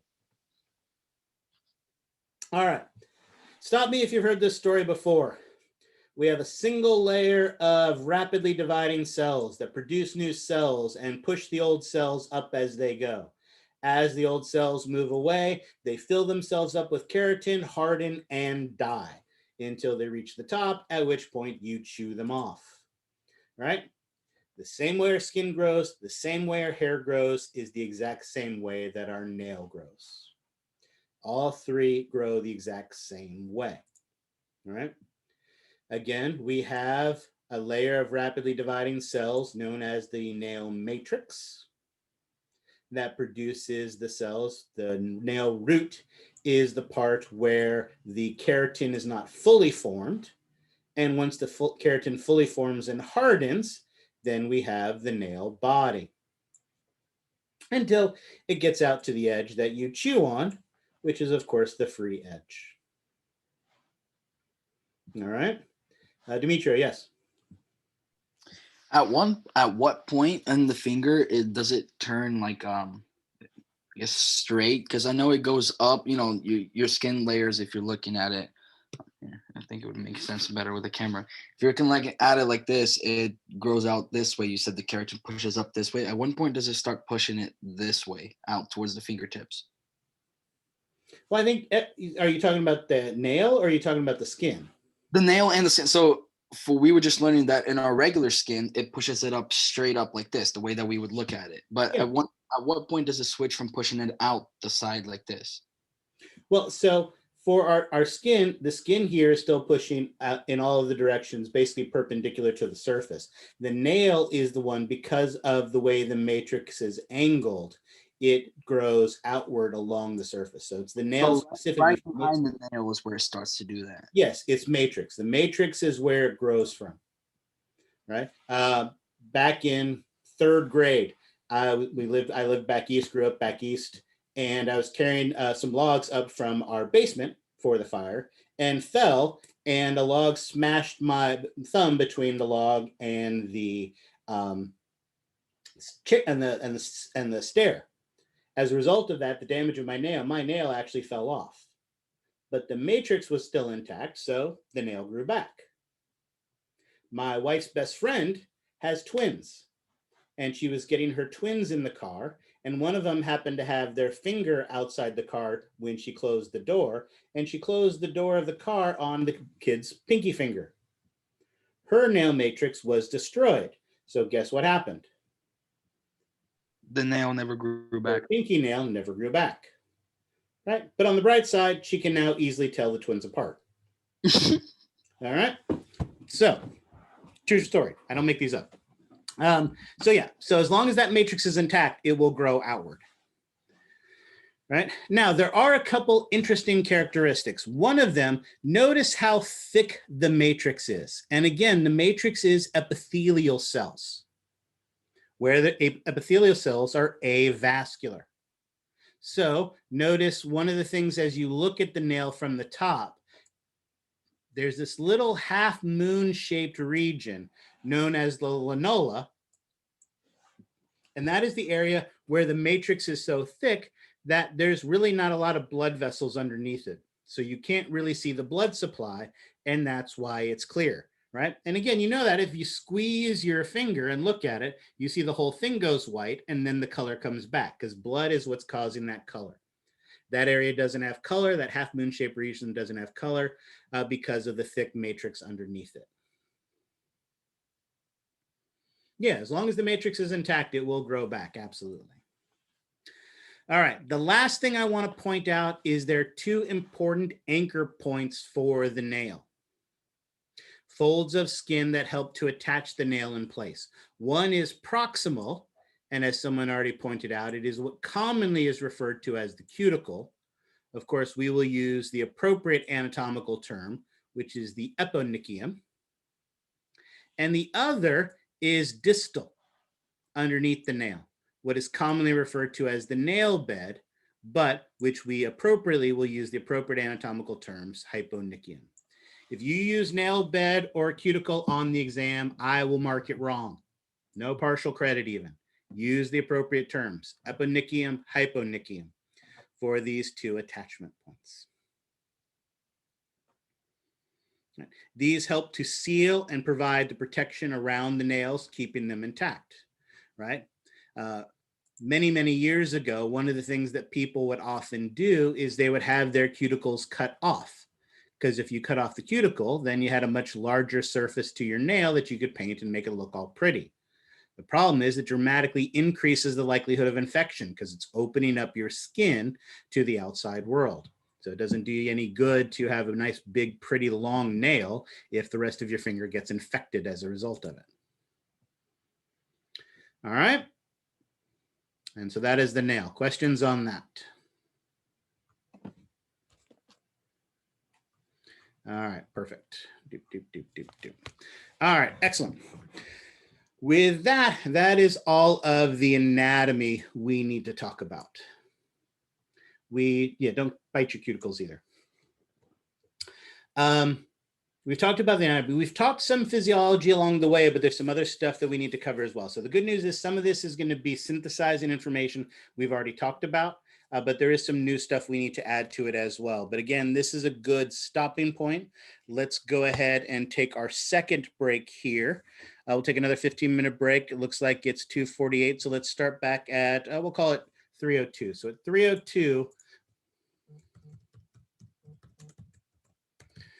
we will restart, and I'll start the recording. And we will go through the physiology. And with that, that's going to be everything you're going to be responsible for this exam. All right. Any questions on any of that? All right. I'll see you guys in 15 minutes. The last little bit that we need to cover is to talk about the physiology. Now, we've been hitting on some of these things along the way, but we'll be adding more to it as well. So let's start first about skin color.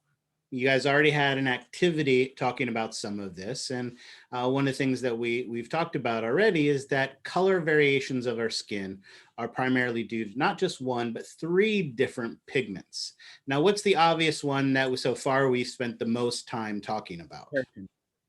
Melanin. Melanin is the one we spent the most time talking about so far. Again, as we talked about, we all basically have the same number of melanocytes, but what's going to be different is both the amounts and the color of the melanin that is produced. Again, as many as 4, if not more, genes are involved in determining that coloration. And so there's a lot of individual variety that way. But as was just pointed out, keratin is also an important pigment of the skin as well. Pigment is a precursor to vitamin A. Anybody know what vitamin A is so important for? Vision? Yeah, it plays a major role in the vision of our eyes. This keratin, so primarily comes from our diet. It is a yellow-orange pigmentation. And what happens is we collect this from our diet and we actually store it both in the deep layers below our skin, the fatty layers, but also in the stratum corneum, exactly, primarily from carrots, hence the name keratin, but also bell peppers and things along those lines as well. This keratin, and again, gosh, it was probably 7, 8 years ago now. I was teaching a summer school class and I had a student who had a 7-year-old son who decided that he was going to eat nothing but carrots. And after doing that for a couple weeks, his skin actually took on a nice orange coloration. Or if you've ever seen any of these old men who get big into juicing, they often take a very dark orangish coloration to their skin from all of the pigment that they're collecting that way. Now, obviously, these are things, your diet, your genetics are components that can change your skin color, but it can't change it instantaneously. It's not like when we get ready to walk out into the sun, our skin totally gets dark in anticipation of that UV radiation. However, there is a pigment that we can, on a moment-by-moment basis, change dynamically to affect the coloration of our skin. And so what is that third pigment?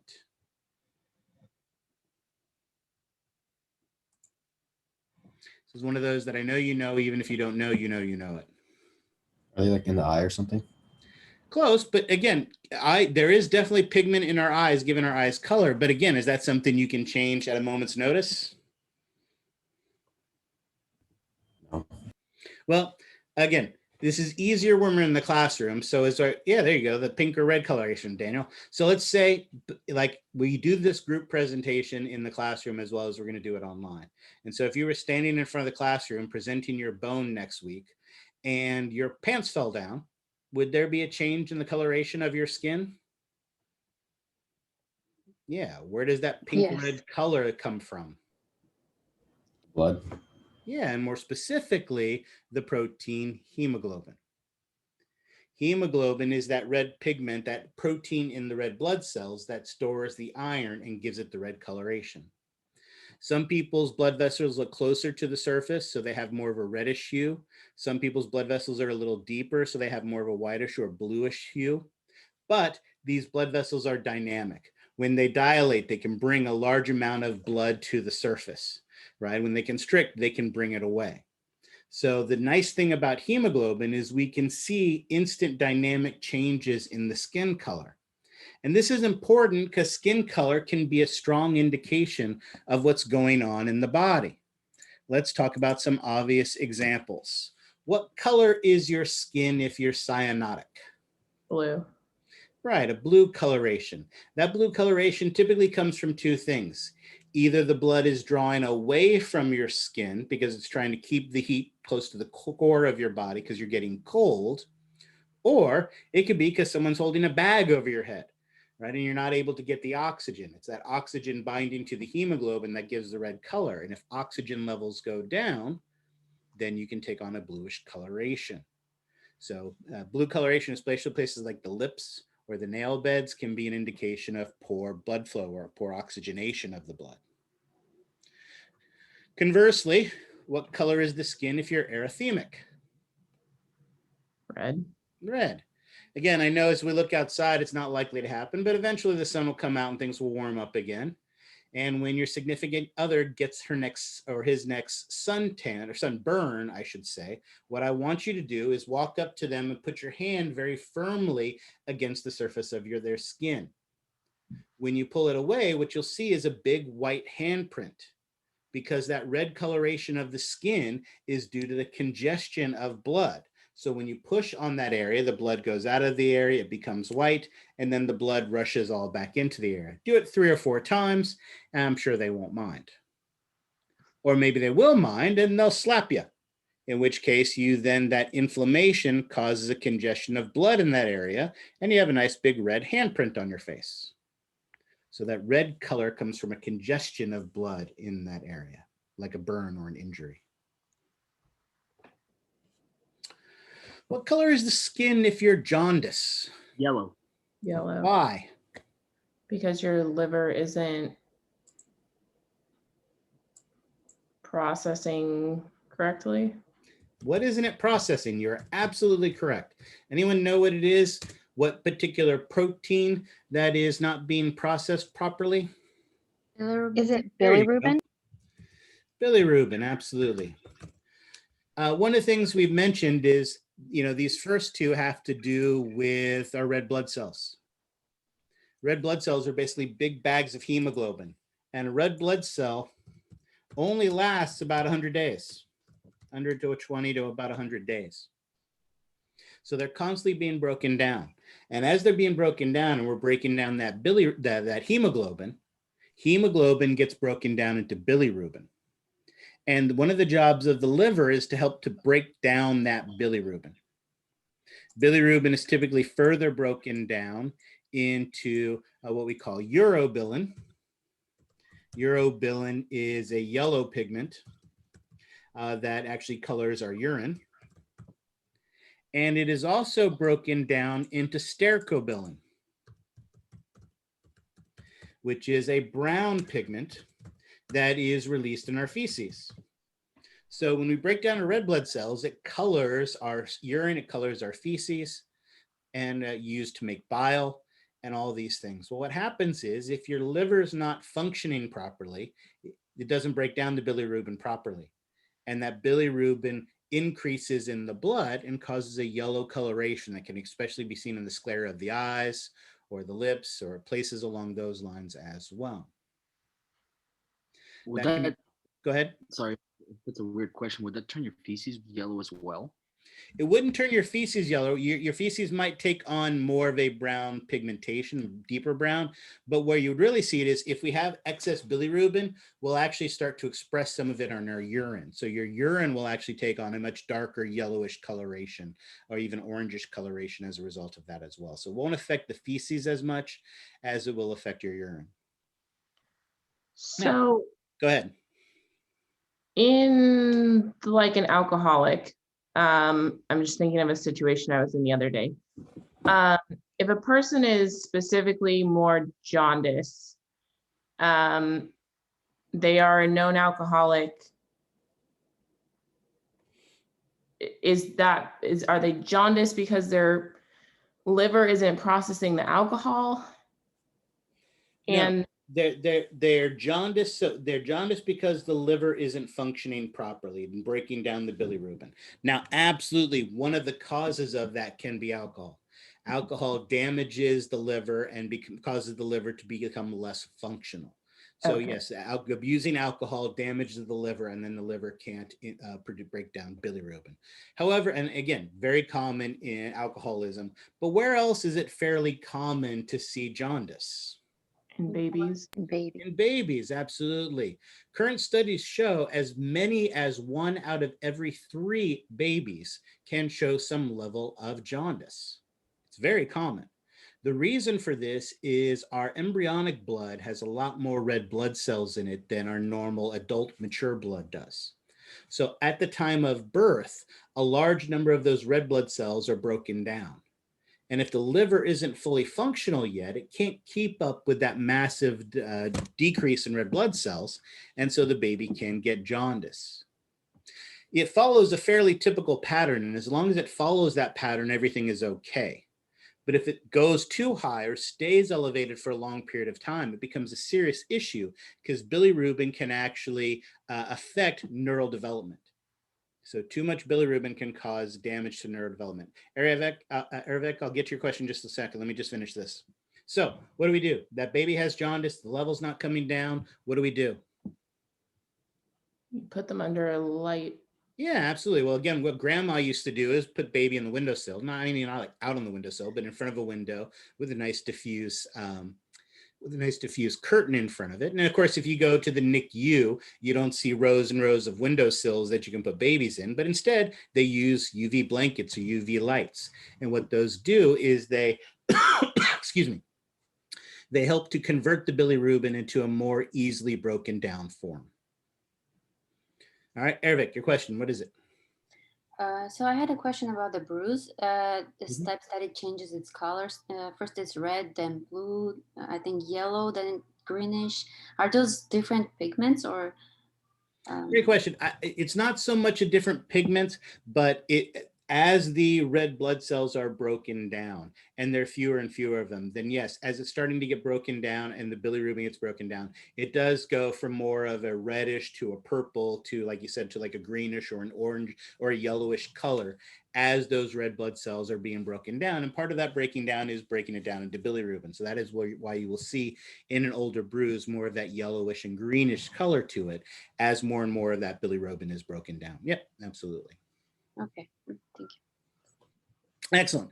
And let's do one more, especially because it was just in the news this morning, right? Another big concern is carbon monoxide poisoning, right? Again, with that extreme cold that's going on across the United States, there was a family whose heater was out and they tried to use a coal barbecue to keep their house warm. The problem with that is that charcoal gives off carbon monoxide. And so they ended up getting carbon monoxide from that. I don't believe anybody died from it, but I know they got sick from it. Carbon monoxide competes with oxygen for that same binding site. So the same way that when oxygen binds to the hemoglobin, it makes it red. When carbon monoxide binds to the hemoglobin, it gives the skin a very pinkish coloration. So a bright pink coloration to the skin. And so if you or your loved ones start to get very pink in color, grab them and get outside into an exposed, well-ventilated area to avoid any serious damage from them. So again, notice the coloration and the changes of the coloration of the skin can have a huge impact or a huge indicator of what's going on in the body.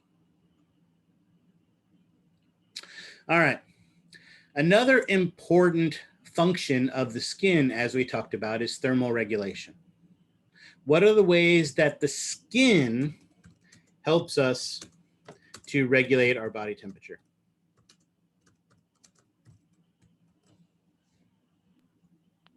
Through sweat. Excellent. Through the production of sweat. Of course, this is what we call sensible sweat. Of course, being slightly more sophisticated now, what actually is responsible for that sensible sweat, that watery sweat that helps us to evaporate heat and carry that heat away? What produces that sensible sweat? Is it eccrine? There you go, excellent. The eccrine Pseudo-Frisk glands. Excellent, perfect, perfect, perfect. However, we also have what we call insensible sweat, right? Look at your forearm right now. Unless you're listening to this lecture on a treadmill, do you see any sweat on the surface of your arm? No. No, but you are actually losing some moisture through your skin. Remember we talked about how our skin is mostly waterproof, but not entirely. We do have a small amount of what we call, what is essentially interstitial fluid that basically evaporates away. Again, as you look at your arm, you don't see it happening. And with a normal, healthy, intact skin, we're only talking about half a liter a day. So it's a very small amount. But remember, as we talked about, if someone has burns over large portions of their skin, right? 3-degree burns over large portions of the skin, they have to worry not just about infection, but they also have to worry about dehydration, because without that skin there, they can be evaporating a lot of interstitial fluid away, which is why burn victims are typically kept in both a sterile and a very humid and moist environment so that they don't dehydrate as a result of that. Excellent. So we're able to lose a little bit of interstitial fluid. We have those eccrine Pseudo-Frisk glands. Sure, and they can use stuff like that as well to help to form an artificial barrier to stop that water loss as well. Absolutely. Excellent. But there's one other major way that our skin helps us to regulate body temperature. What is it? Is it the constriction and dilation of blood vessels? Absolutely. I would argue that the major way that our body helps us to regulate body temperature is with our blood flow, right? If you, for instance, run around the room 16 times, if your body gets too hot, how are your blood vessels in the skin going to change? What do? They're going to dilate. Dilate, right? Bringing more blood to the surface. And that allows them to radiate off that heat. And again, you may not have thought of it in those terms, but when your significant other gets done working out, you can see the redness of the skin. You don't even have to touch them, and you can feel the heat radiating off of their body as a result of that. Conversely, if your body's too cold, what happens then? Your blood vessels constrict to conserve heat. Absolutely. That moves the blood away from the surface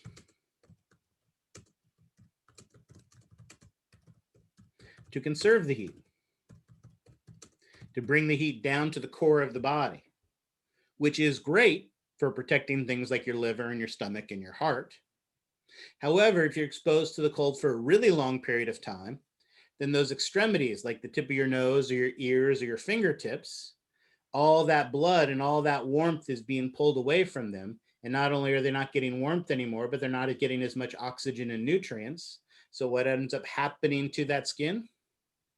Those parts of your body? Yeah, those cells can die. And what do we call that condition? Frostbite.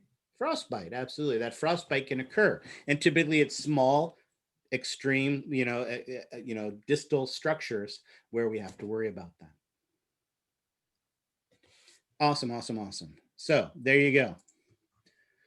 Our skin is a blood reservoir with a large amount of slow moving blood through it. So by changing the diameter of those blood vessels, we can change the way that we regulate our body temperature, getting rid of or holding on to conserving our heat. As we also talked about, we have both that sensible and insensible perspiration. We also talked about the goosebumps. And again, are those goosebumps an effective way of maintaining body temperature?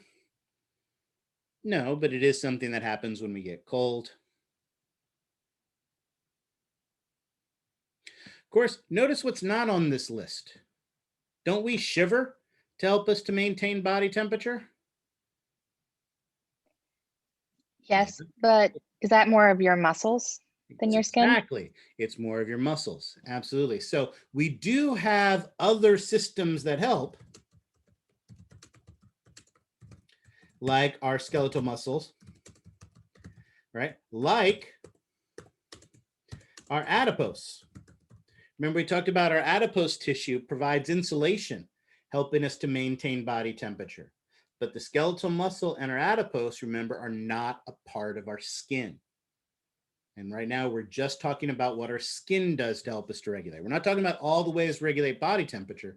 We're talking about how does our skin help us to regulate body temperature. Excellent. All right. Questions on that? So the skin color doesn't do anything with temperature regulating. It just protects from UV light. Yes, well, it depends. The melanocytes, yes, absolutely. The melanocytes only help with UV radiation. However, when you exercise vigorously and the blood vessels of your skin dilate, you become erythemic. So that red coloration of your skin can help with that. As it's also part of regulating body temperature as well as skin color as well. So where, like for example, in Africa, where it's too hot, people have darker skin color. It has nothing to do with like temperature regulation. So great question. It is, you hit it on the first with the key part. Yes, typically it is warmer in those areas, but that's because those areas get more sun. So with more UV radiation, we need more protection from the UV radiation. So that's the advantage of the darker pigmented skin, is it protects the keratinocytes nuclei from that UV radiation. Okay. Yes, the adipose does tend to act as an insulator. So typically people who have more adipose tend to be a little bit warmer in color, more insulated and be warmer in body temperature than those who have less in the same environment. Yeah, I would agree with that as well. All right. This next part, there is no new information here. But what I want to emphasize and synthesize, I really want to synthesize the information we've talked about. Our skin is a major sensory organ for our sense of touch. But as we've talked about, touch means a lot of things: temperature, pressure, fine discrimination, tickle, itch, all of those things. So if you think about it, we have identified many sensory structures. For each of those sensory structures, we need to know the layer or sublayer you would find them in. We need to know what type of sensory information they provide. Here we see a nice illustration that shows most, but not all. So we'll cheat a little bit and put the one on here that's missing right here, not for scale, is an example of one of our possible sensory structures. And that sensory structure is that tactile cell, or remember what we also call the Merkel disc.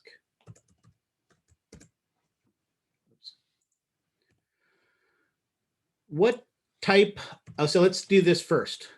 What layer or sublayer do we find the tactile cells in? Epidermis. Okay, and we get partial credit for epidermis, but is it throughout the entire epidermis? No. No, we want to be more specific. Remember the deepest layer, so remember, is the stratum basal of the epidermis. And what type of sensory information does it provide us with?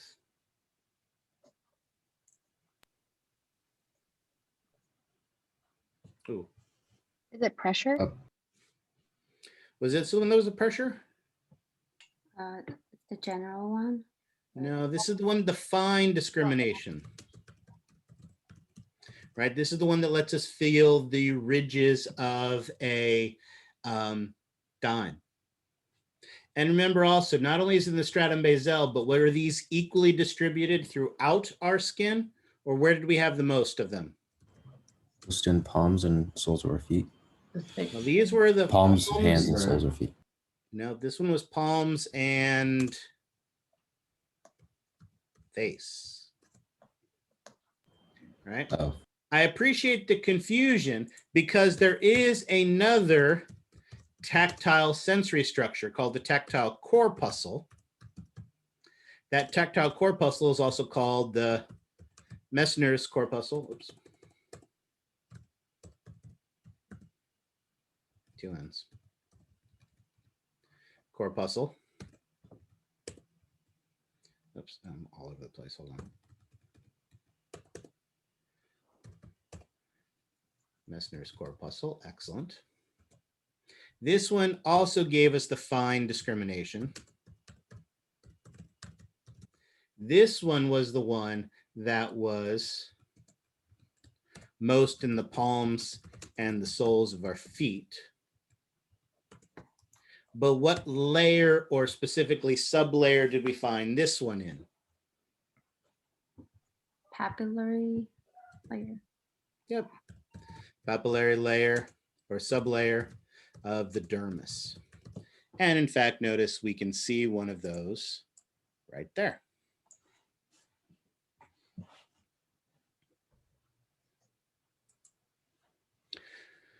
What were these? Anybody remember these basic, just the endings of the nerves were called? Free nerve endings. Free nerve endings, there you go. Free nerve endings. Right. These free nerve endings are the ones, these are that gave us the general sensations. Like pain, tickle, itch, temp, etc. Now notice here on this illustration, it clearly shows them in the papillary layer of the dermis. But these are also, even though we didn't talk about them, these also can be in the epidermis as well. So these are both in the epidermis and in the papillary layer of the dermis. Notice there are deeper sensory structures. Those were the ones that we called the lamellar or Pacinian corpuscle. This one is deeper in the dermis, so this is in the reticular of the dermis. And what type of sensory sensation did those give us? Pressure. Pressure, excellent. And lastly, notice way over here, wrapped around the bulb of our follicle is our hair root plexus. Obviously, to be wrapped around the bulb of the hair root plexus, it has to be in the reticular layer of the dermis, or reticular sublayer of the dermis. And what type of sensory information did it give us?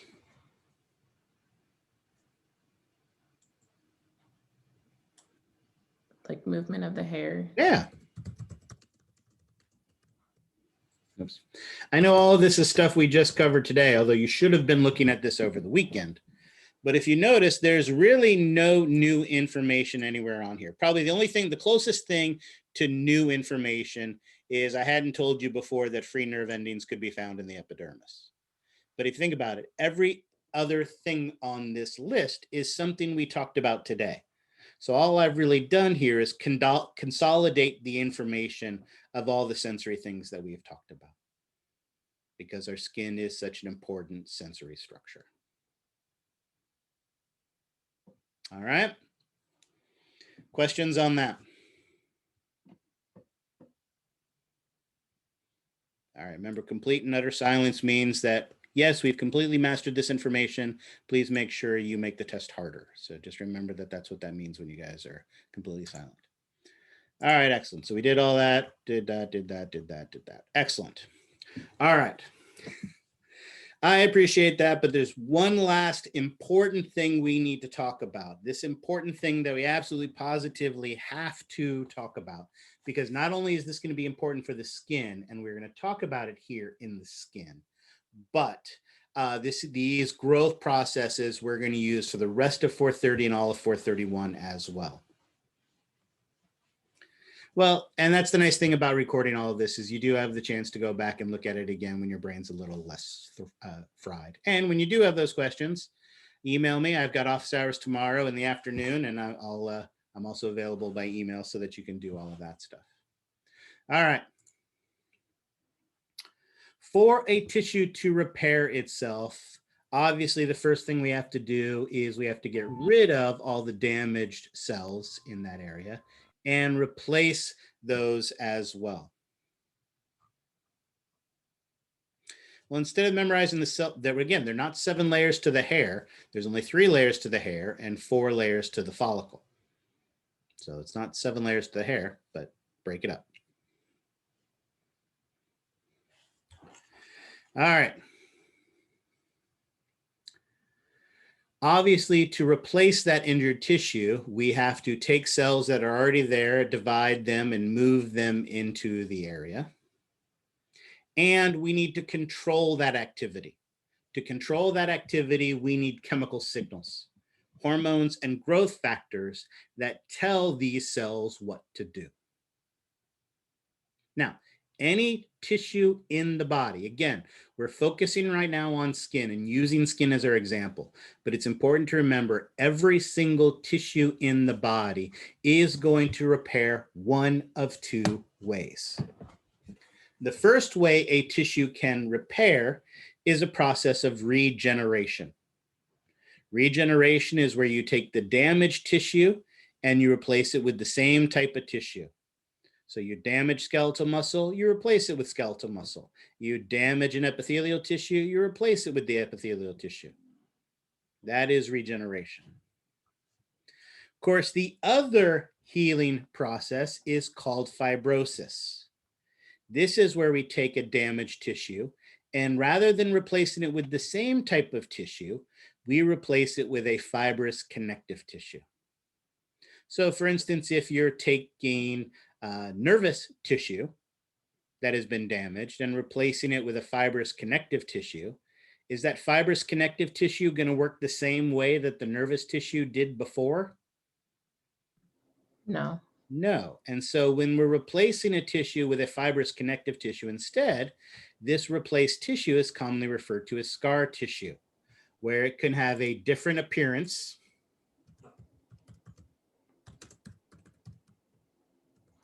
and a different function to the original tissue that was there.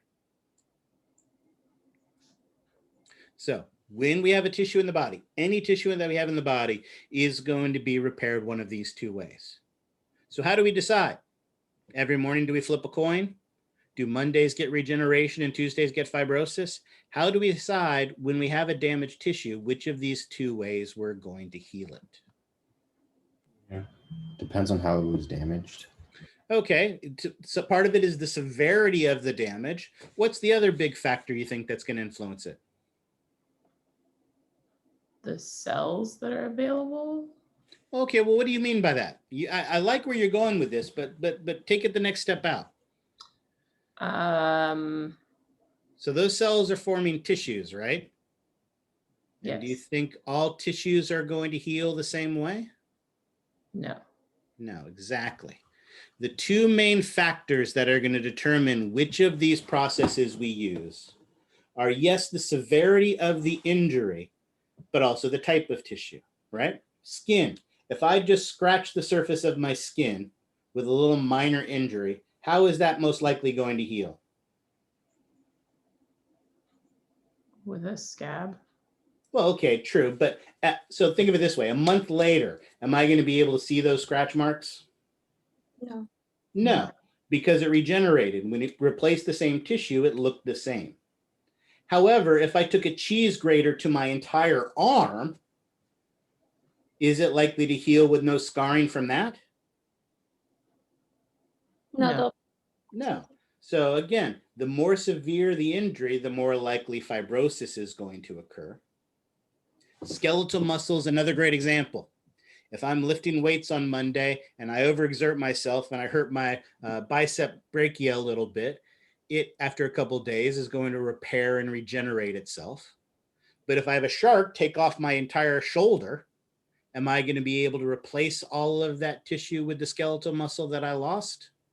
No, a lot of fibrous connective tissue is going to form, and that fibrous connective tissue is not only going to look differently, but it's going to function differently from the tissue underneath. All right. Most tissues with a minor injury will regenerate. But I can think of two tissues that no matter how minor the injury is, it's still going to use fibrosis. So what are two of those tissues that you have to be really, really careful with because they're not capable of regenerating? Nervous tissue is one. What's the other one?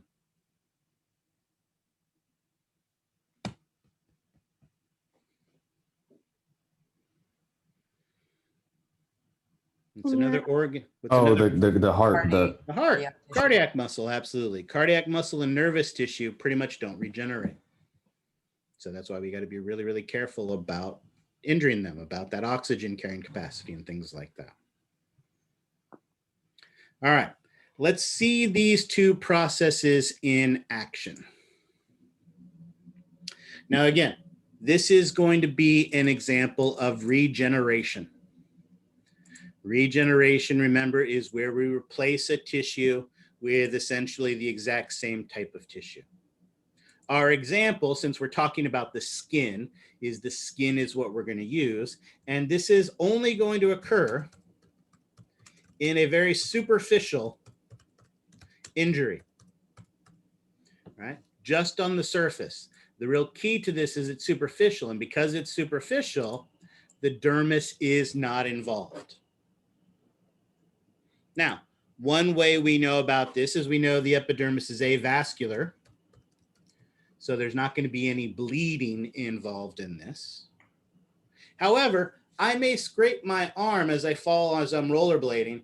It may not bleed, but when I scrape it, it does kind of get wet. There is that kind of fluid that leaks out of that injury. That's that interstitial fluid we were talking about, sneaking out of that damaged skin.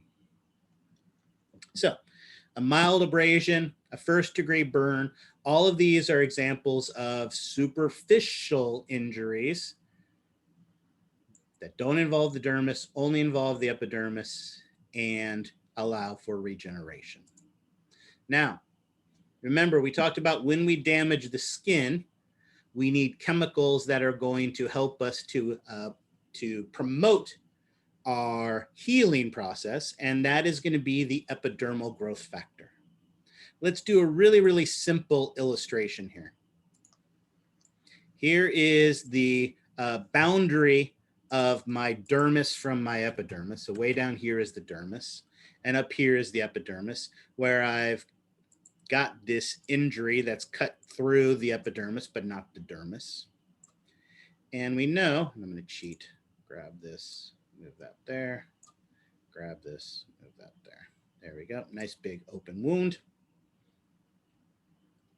We also know that way down here, we have that single layer of stratum basal cells. Now, we know the epidermal growth factor stimulates these epidermal cells, these stratum basal cells to grow. But in this case, what it causes them to do is not only do they enlarge, but they grow outward across the surface of the injury. So the epidermal growth factor causes these cells to grow wide, grow large, and spread across the surface of the injury. Essentially, they're lonely and looking for friends. And the good news is, once they find a friend, then what happens is they undergo this special process called contact inhibition. Contact inhibition changes the growth process. Instead of growing out, the cells now grow up.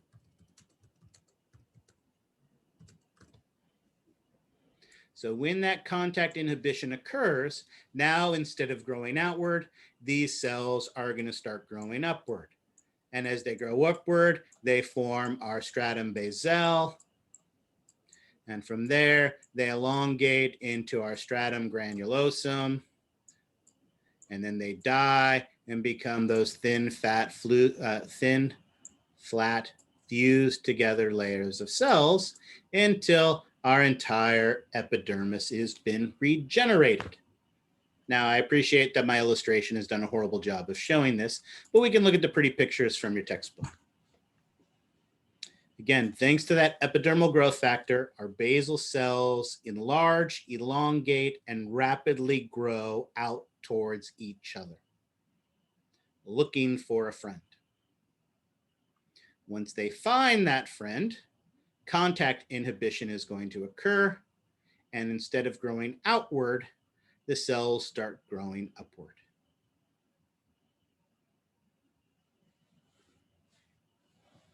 And as they grow upward, they then replace the cells that have been damaged. And at the end of this process, we have completely regenerated our epidermis. All right. Just that simple. Questions on that?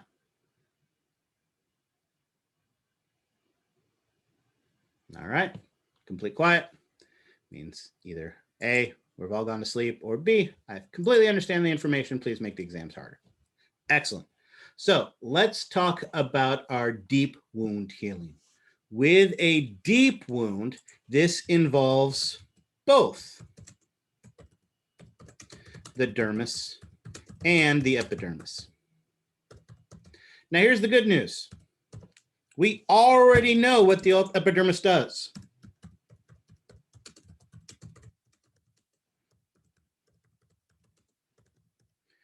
Those same 3 steps, epidermal growth factor, enlarging the basal cells, having them migrate outward, contact inhibition, making them grow upward, replacing the cells with regeneration.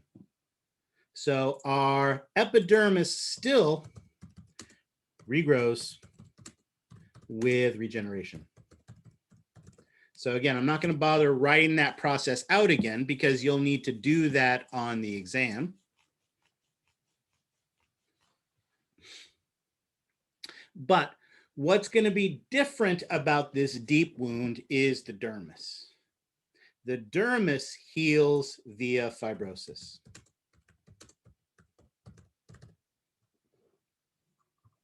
So let's see how that process works. It's a little bit more to it, 4 or 5-step process, and let's see what happens. Notice the first thing that happens when we damage this tissue is we have that inflammatory phase.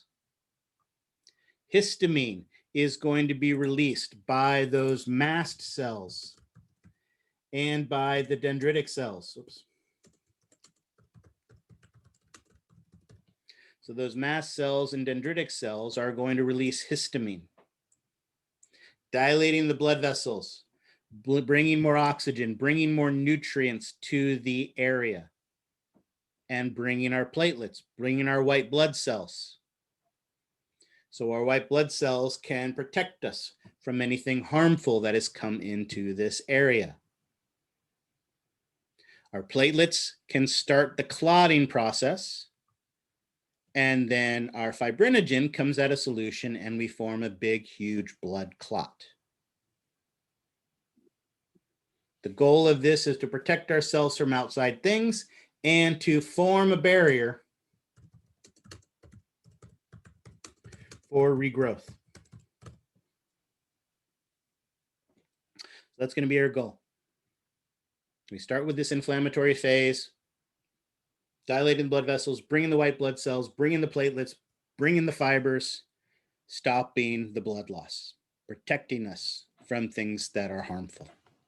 So there are cases where both regeneration and fibrosis kind of by hand in hand. Right. So absolutely. And again, notice we've got two different tissues, an epithelial tissue. Oops, I didn't mean for that to be that one. We have an epithelial tissue and a connective tissue. So not surprisingly, two different tissues, they're healing in two different ways, but they're working together in this of the skin.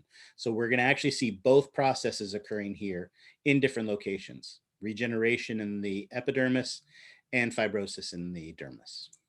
Yep. All right. Once we have that scab, we're protected from the outside world. So what we need to do now is start the healing process. Now, this injury, say it that way, is filled with dead and damaged cells, filled with possible harmful pathogens. So what's going to happen is our macrophages are going to become active. Remember, those are our phagocytes. Those are our big eaters. And those phagocytes are going to start to break down the dead and damaged cells in that area. Of course, as we empty that area, we're making space. And that space is going to be filled with our fibroblasts. Our fibroblasts are going to make lots of collagen fibers. And actually, let's do that again. Lots of collagen fibers.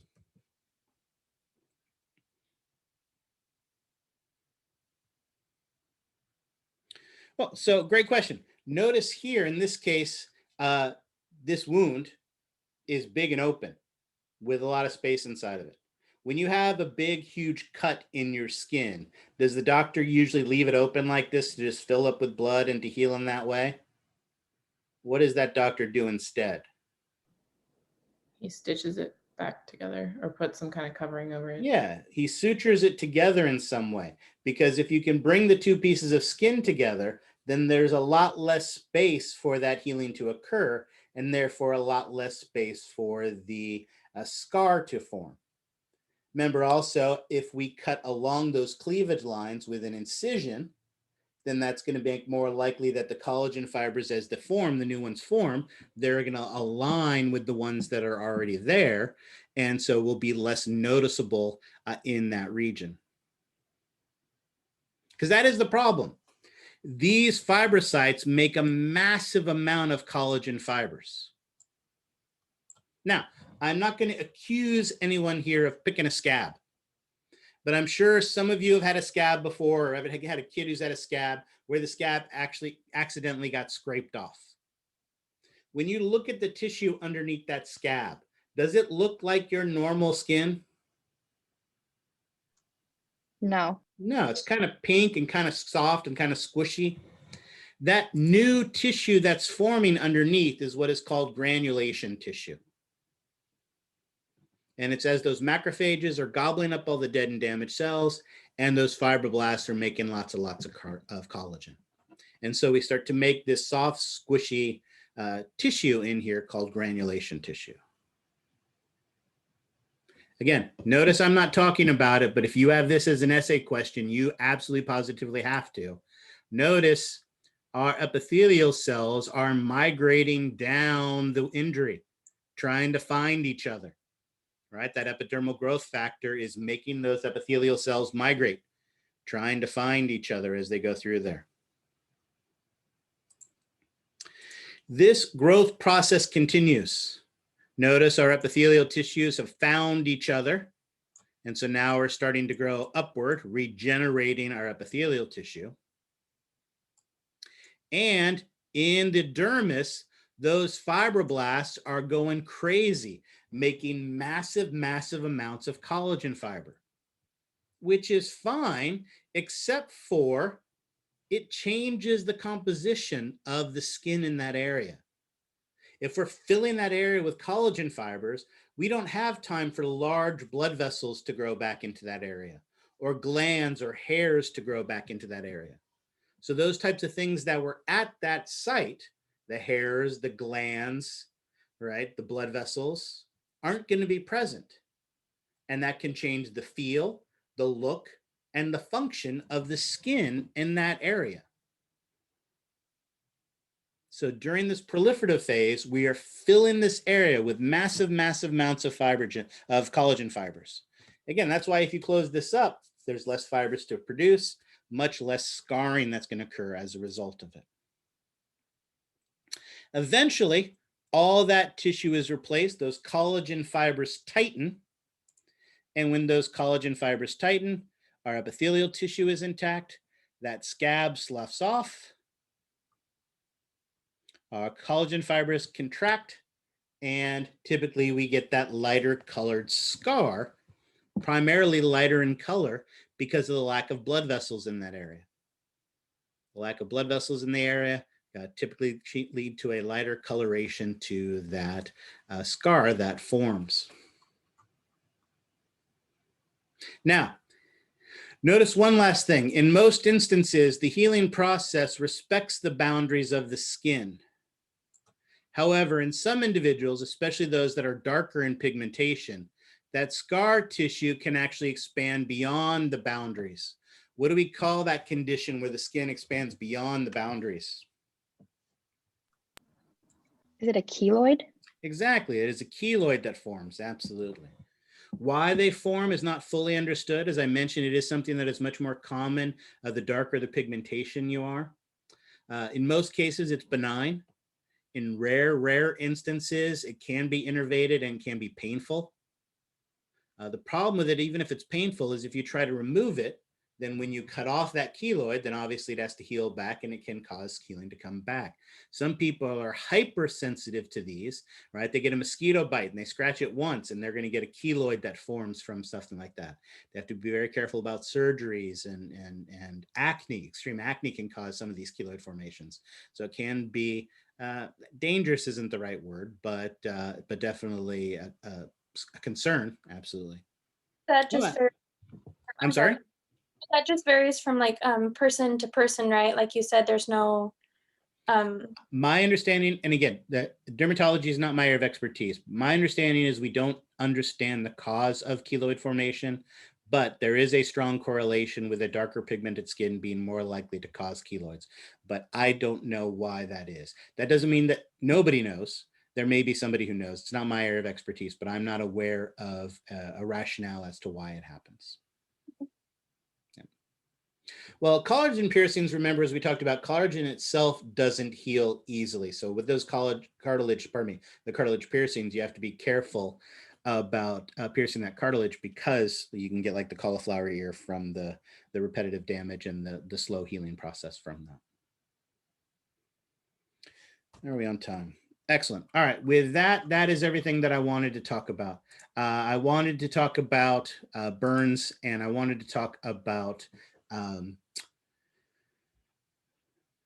burns. I wanted to talk about cancers, but I don't think we're gonna have time to talk about those. So I don't think I'll have those on this exam. So you'll be off the hook for that. Because what I would like to do instead with the time that remains is real quickly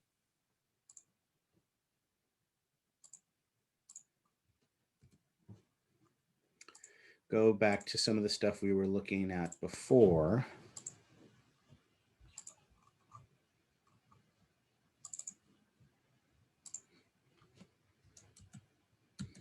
And that is to finish up with a little histology. As I mentioned, we have these great illustrations, these great models, things like that, that show the skin, that show these components. But I guarantee you're going to be responsible for this on the exam histologically as well. What type of skin is this? Is it Stratified Squamous. So again, perfect example of showing great knowledge. But on the exam, if this is the first question on the exam, and it could easily be, you see this lab exam, question 1, identify the type of skin. Keratinized stratified squamous epithelium definitely describes the tissue type. right? So if instead I had an arrow pointing here and asked you to identify, or a bracket here and asked you to identify this tissue type, keratinized stratified squamous would definitely be acceptable for that. Keratinocyte. Those are the cells, but none of that says what type of skin this is. You're getting closer with regional. The epidermis. Epidermis. See, and this is what I love about this. You guys are giving me harder answers to harder questions. Is it thick skin? Is it? Or Thin. is that thick skin? Oh, it's thin. Okay, that one's thin skin. The other one was. There you go. That's Thin the skin. question. Type of skin. Dang. Can you repeat the question that you asked? Identify the type of skin. We overthought it. Yes, you did, which is great. You guys, and again, this is one of the things that I've said many times on these exams. I will always say, everything you guys said was a correct description of what you see in the field of view. But again, I'm looking for precise pieces of information, so I will use precise wording. In this case, type of skin. And what type of skin is this again? Thin. Thin, excellent. So let's do this. Identify the tissue type. Keratinocyte, stratified squamous epithelium. Excellent, perfect. I could also ask you to identify the layer. It could be the stratum corneum. Well, but again, this whole bracket, what layer is that? Epidermis. Epidermis. Excellent. Epidermis. Perfect. That is the layer. I could instead take this arrow and point it here and ask you to identify the sublayer. What sublayer is that? Stratum germinatia. Yep, or Stratum Basel. Remember, you can use Basel as well. Identify the sublayer. Somewhere around Stratum Granulosum and Spinosum. Spinosum, whereas this here would be the Stratum Granulosum. Granulosum, and this here would be the Stratum corneum. perfect, excellent. Wait, earlier I thought you said that the skin that's floating, that's just like loose skin that kind of fell off. Yeah, because as it got cut, it separated and shredded. So this normally would be together. It's just pulled apart a little bit, but it's still just the top part that's been pulled apart. So we go straight from the granulosum to the corneum. So if you ask for the layer, it'd be epidermis or dermis, and sublayer would be the basal, stramulosum, granulosum, all that stuff. Okay. Absolutely, and that's a great point. For all four of these, 1, 2, 3, and 4, if I ask you for the layer, the answer to that is the same, because this is the epidermis, this is the epidermis, this is the epidermis, this is the epidermis. If I ask for the sublayer, well, this is the stratum corneum, stratum granulosum, stratum spinosum, stratum basal. Identify the cell. Keratinocyte. Identify the cell. Keratinocyte. Identify the cell. Keratinocyte. Identify the cell. Keratinocyte. Identify the cell. Melanocyte. There you go. Notice again, these cells with the clear cytoplasm, very obvious, very easy to identify. These are those melanocytes producing that melanin. Identify the, oh, I like this. Identify the layer. The dermis. Papillary layer. Identify the sublayer. Papillary. Identify the tissue type. Loose connective areolar. Areolar connective tissue, excellent. Identify the structure.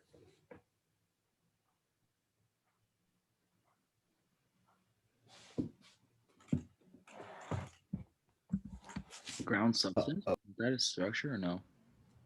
Well, Collagen what- fibers? What sublayer is this again? The Oh, the papillary layer. Yeah, because there are these finger-like extensions, these structures that stick up. And what is the structure that my arrow is in? Why is it called the papillary layer? Because it has Papillae, maybe? papillary. Finger-like extensions of areolar connective tissue that penetrate up into the epidermis.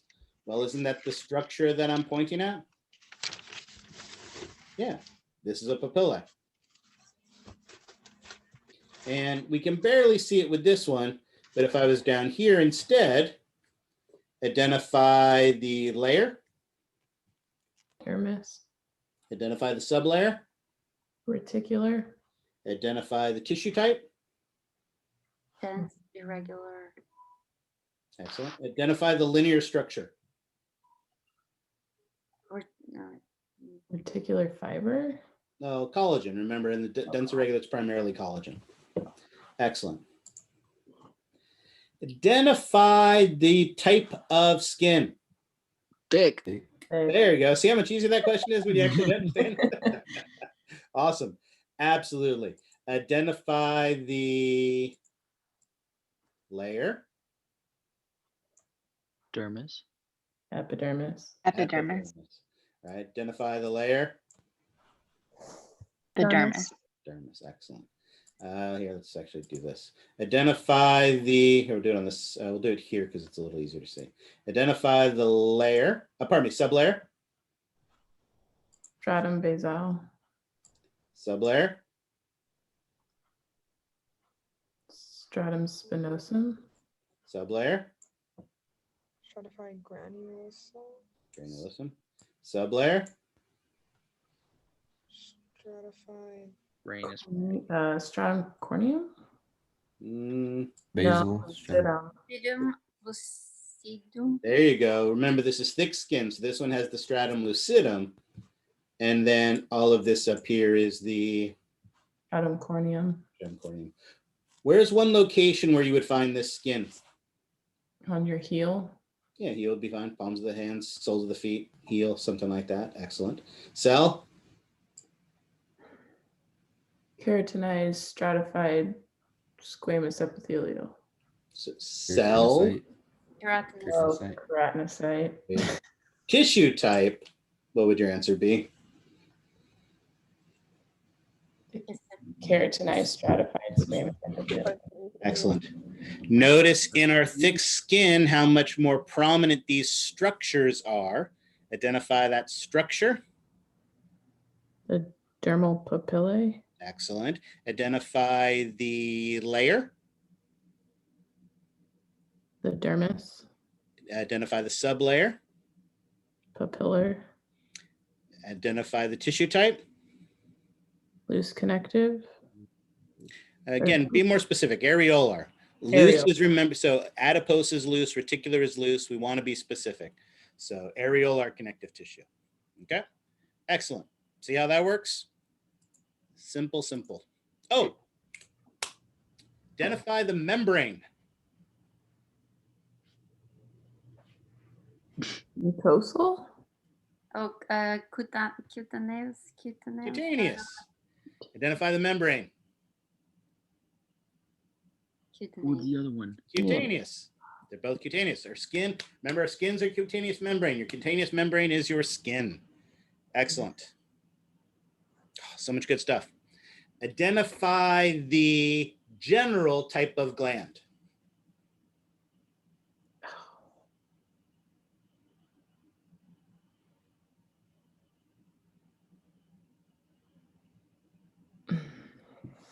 I know you guys just got this like an hour and a half ago, so I understand. Okay, that would be this. Well, so you're getting closer there. No, general type of gland. Okay, let's start easy. What do you think this gland produces? Sweat. Sweat. What kind of sweat? Organic sweat or watery sweat?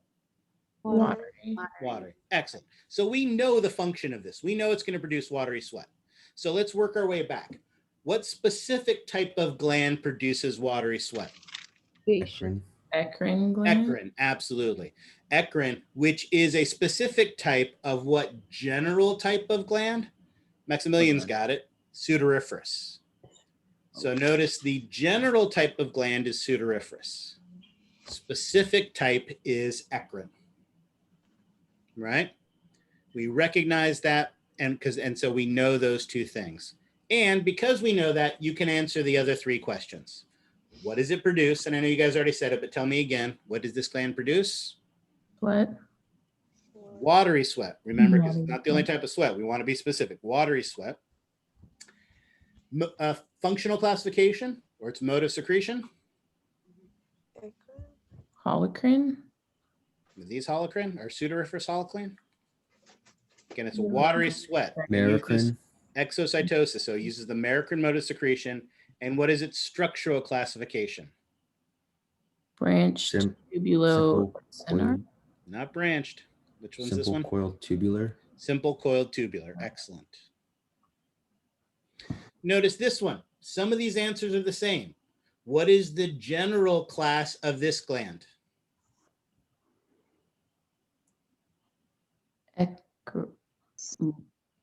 General.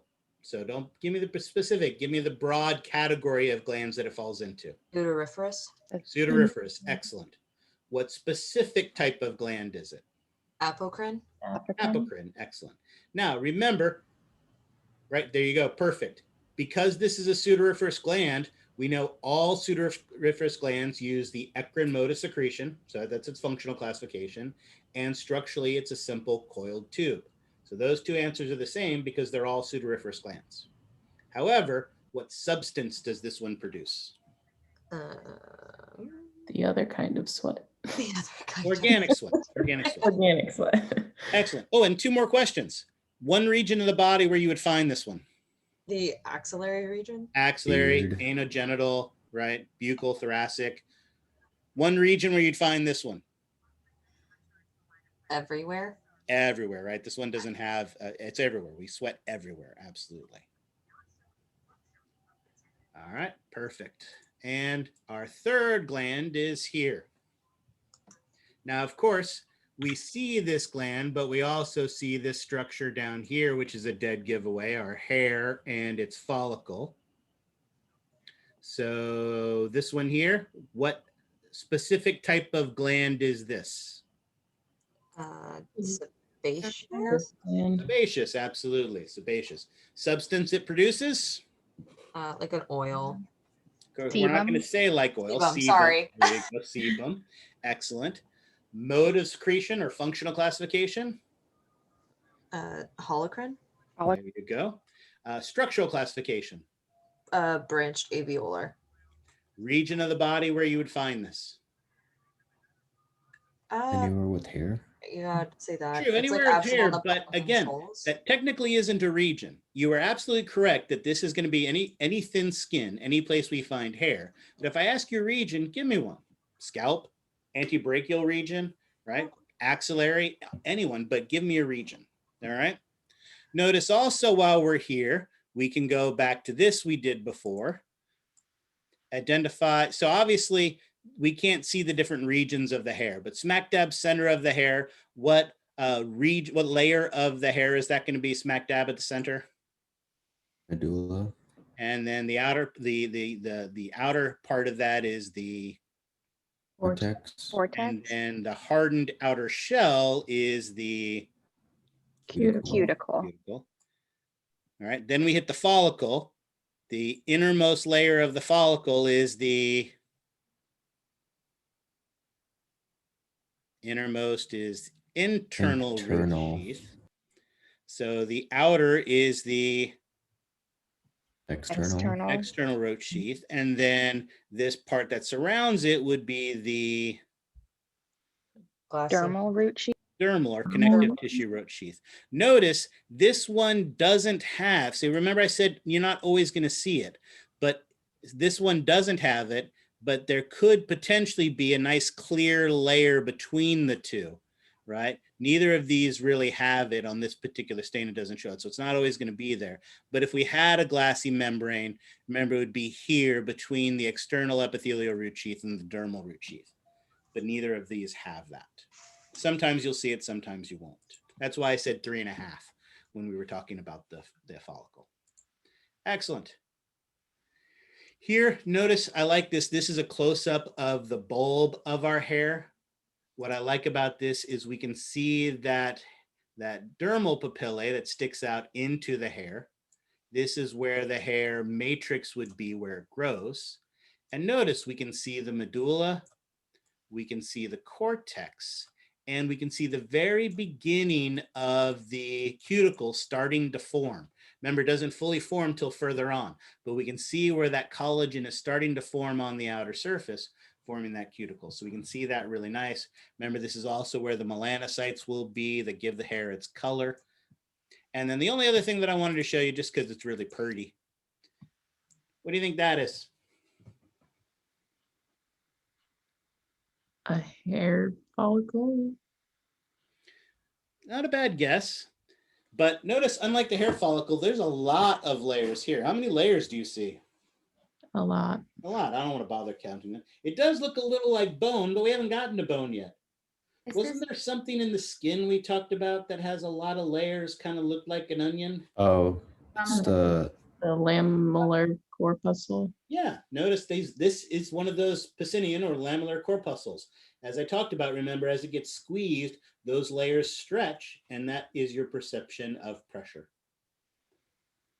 So it really does look like a cut onion, that pressure receptor. Professor. Yes. All of these we can just look at in the modules, all these slides. The majority of these slides, I believe, I got from your textbook. But you've also got your histology atlas, which has got some really good stuff. The practice anatomy lab in your mastering A&P has got some good histology for the skin there. There may be some models on that. I believe the Cerumenous River site has some histology slides there. So there's lots of places where you can find this stuff.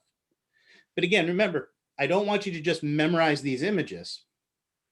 I have no problem on an exam showing you a novel example of one of these things, as long as it's an obvious example. Because the goal of this is to understand the information, not to memorize 3 pictures. So are these pictures I've used things that could be on the exam? Sure. But there's also plenty of other pictures that I didn't show you because the goal isn't to just memorize these things. But like I said, I guarantee those model pictures are going to be on there because those are really good. There's lots of other stuff as well. The PAL doesn't have good histology. So hold on. Oops, let me do this. How are we on time? We're not over, are we? No, I still got a few more minutes.